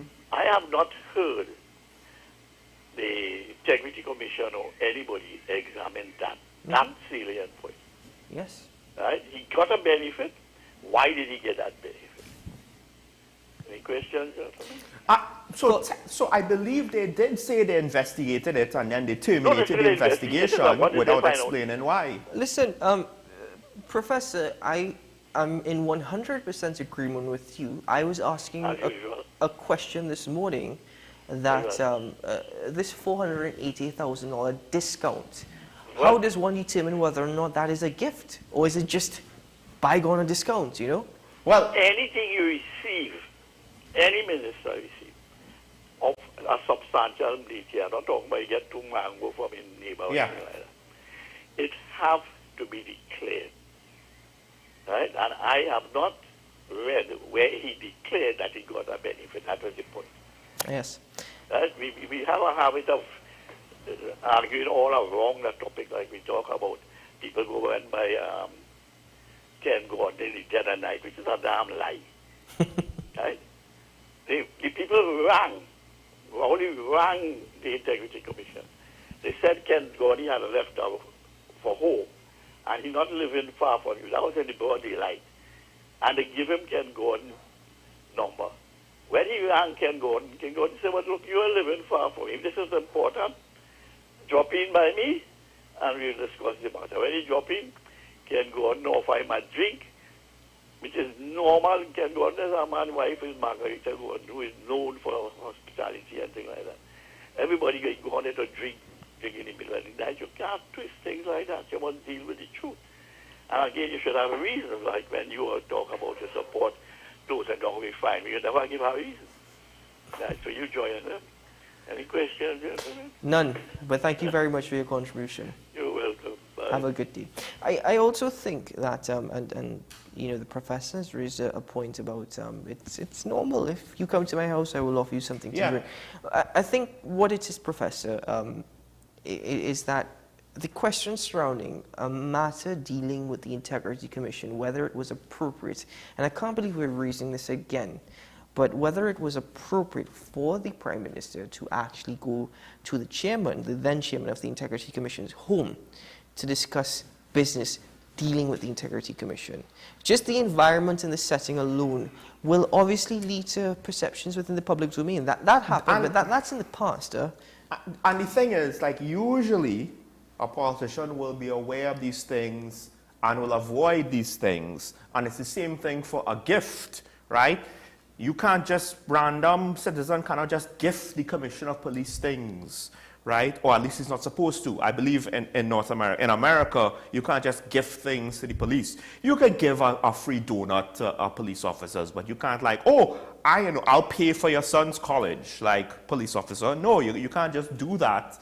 There might be some ways to do it officially and legal stuff right? But gifts, certain officials can't accept gifts anymore, right? The perception is just too dangerous for political careers especially, or for anybody who's supposed to be impartial, objective, right, and independent. So the discount has a lot of legitimate questions. I also... But it comes from the Integrity Commission because they apparently cleared it.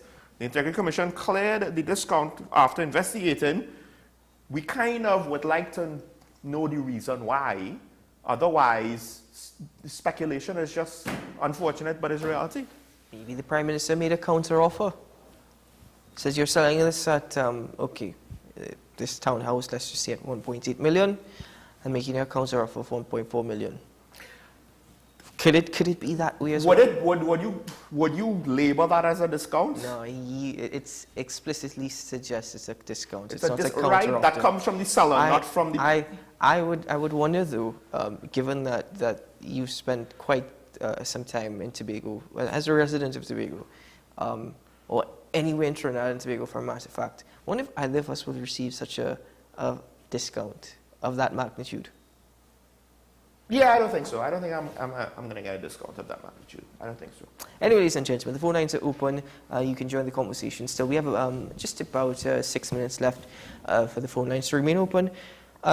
Local government elections? Local government elections. Going on? 628-4578, 623-9376. Sean, if you'd like to just repeat your question. Of course, I want to know if people care about reform, right? We have been told that opposition councillors want reform.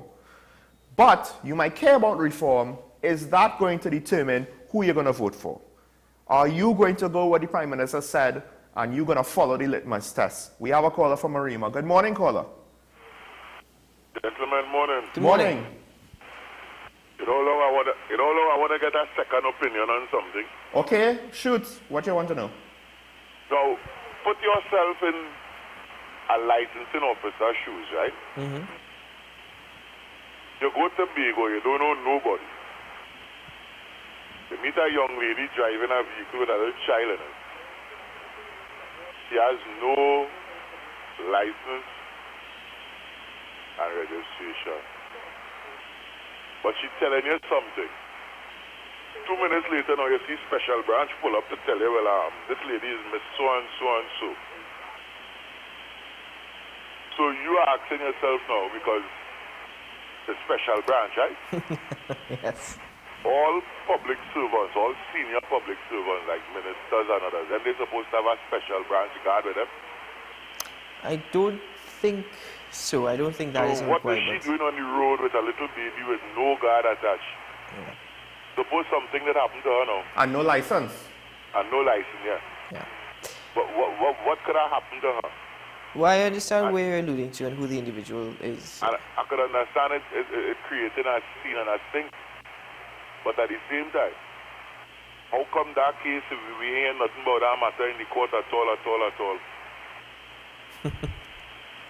I get where you're going. Thank you very much. Thank you, caller.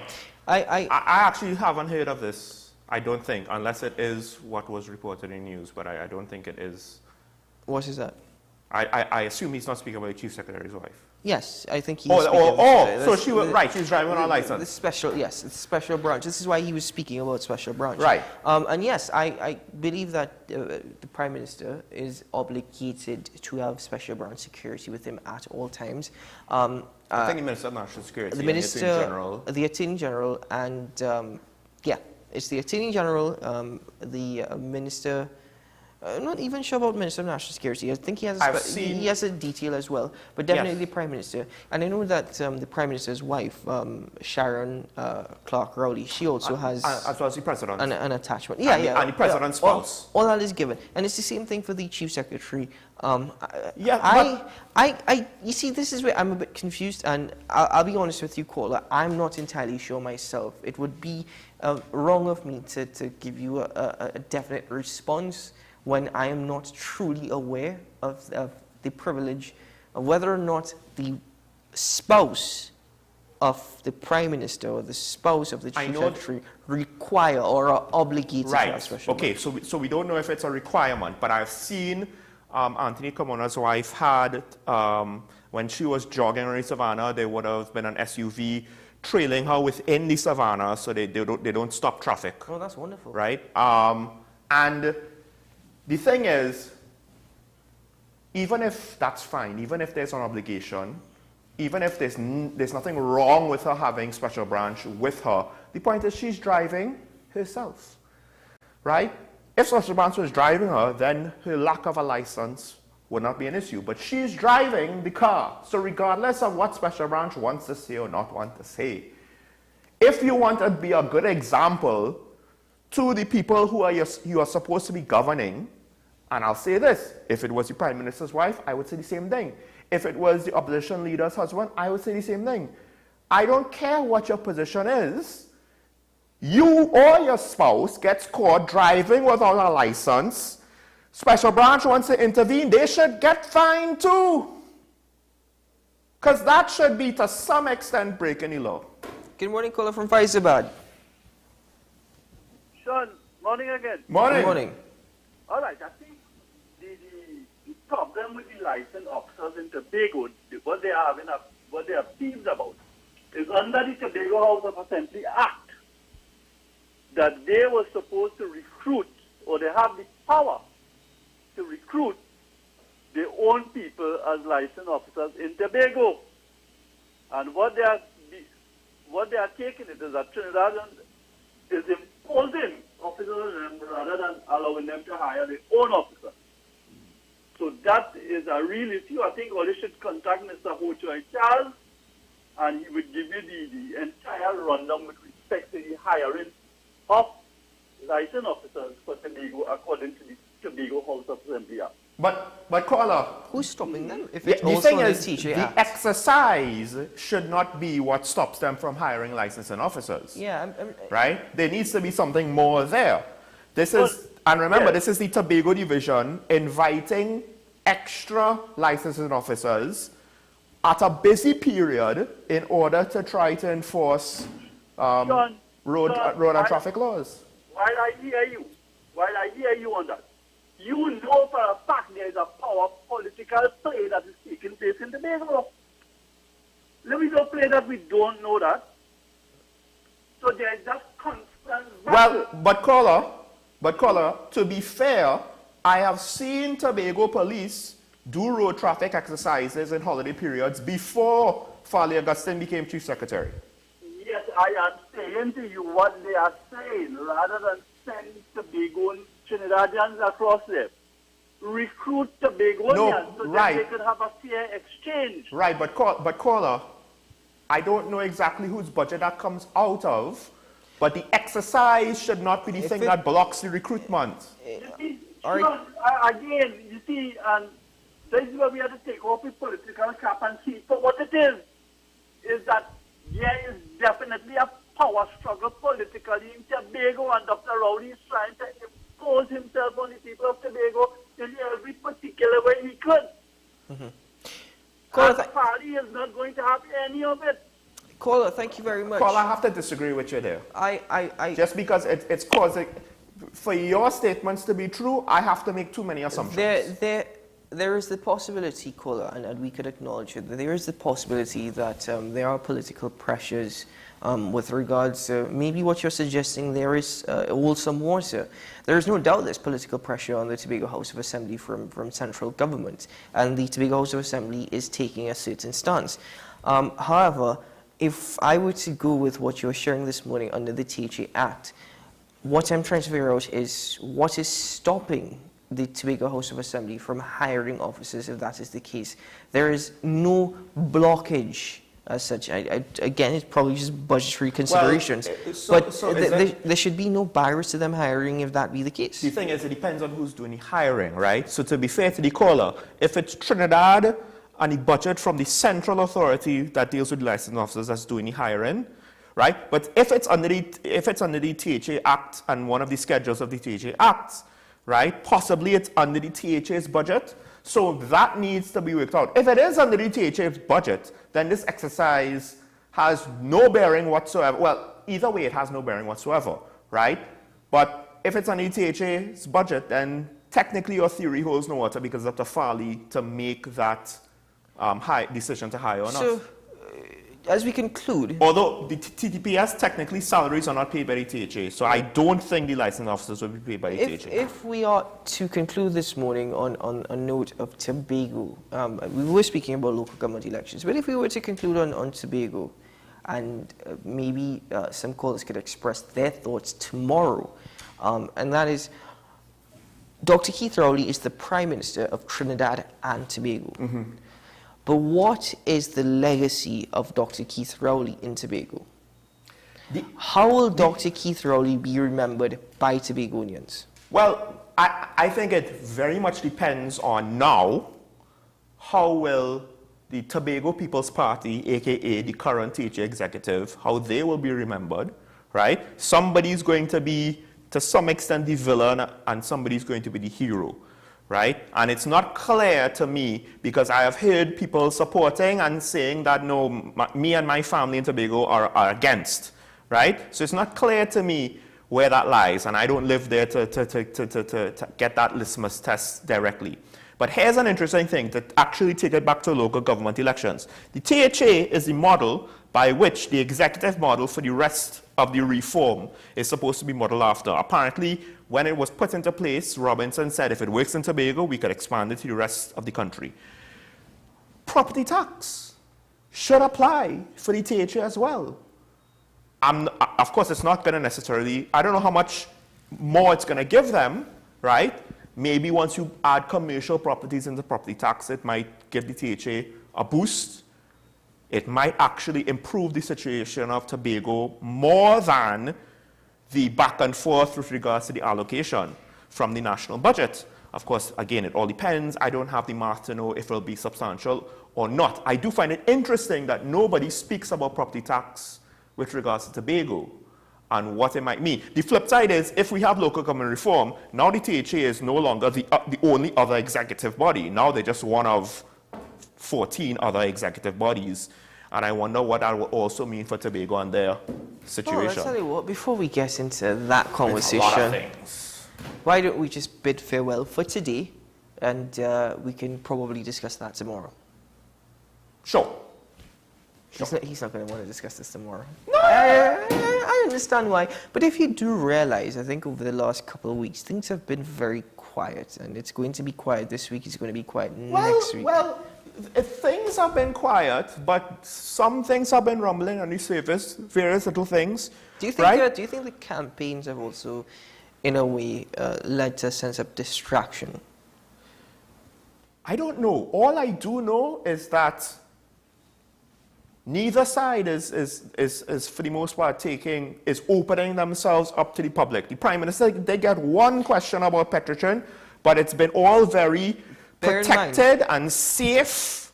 Bear in mind, sides. There are multiple sides in this election. Right, but at least the two main sides have not exposed themselves fully to the public. The Prime Minister got a little bit last night when somebody had, it was an actual legit question about Petrotrin and the refinery, right? He might have been a P&M supporter. Maybe he wasn't. He actually wasn't wearing red. But for the most part, when the Prime Minister speaks over the course of this election and when the opposition leader speaks, they've been more or less in home territory. Amongst they were preaching to their own choirs. I think I would appreciate it that the Prime Minister continues conversations with the Prime Minister extensively following local elections. Yes. I mean, I don't know if he will. And I would love, it would be so much appreciated if the opposition leader were to also take questions from the public. Even, I mean, her public would be a step up, right? Following the local government. Yeah. I'll say this. I do find he looks a bit more professional recently in current forum than she does. I would use the word calm. Recently. I think I would use the word calm. He seems a bit more calm, you know, and he's a bit more fluid with his responses. Yes. Whether or not you accept it, or whether or not you like it. Sometimes his own supporters throw him some curveballs and he has to be thinking, huh? Anyway, ladies and gentlemen, this has been Talking Point on WESN Content Capital. I'm Keaton Shaw. That's Mr. Sean Michael Small, wishing you a good day ahead. Today is a good day to have a good day, and should it be a good one, a safe one, well, we'll see you again tomorrow morning from 8 o'clock. Until then, bye-bye.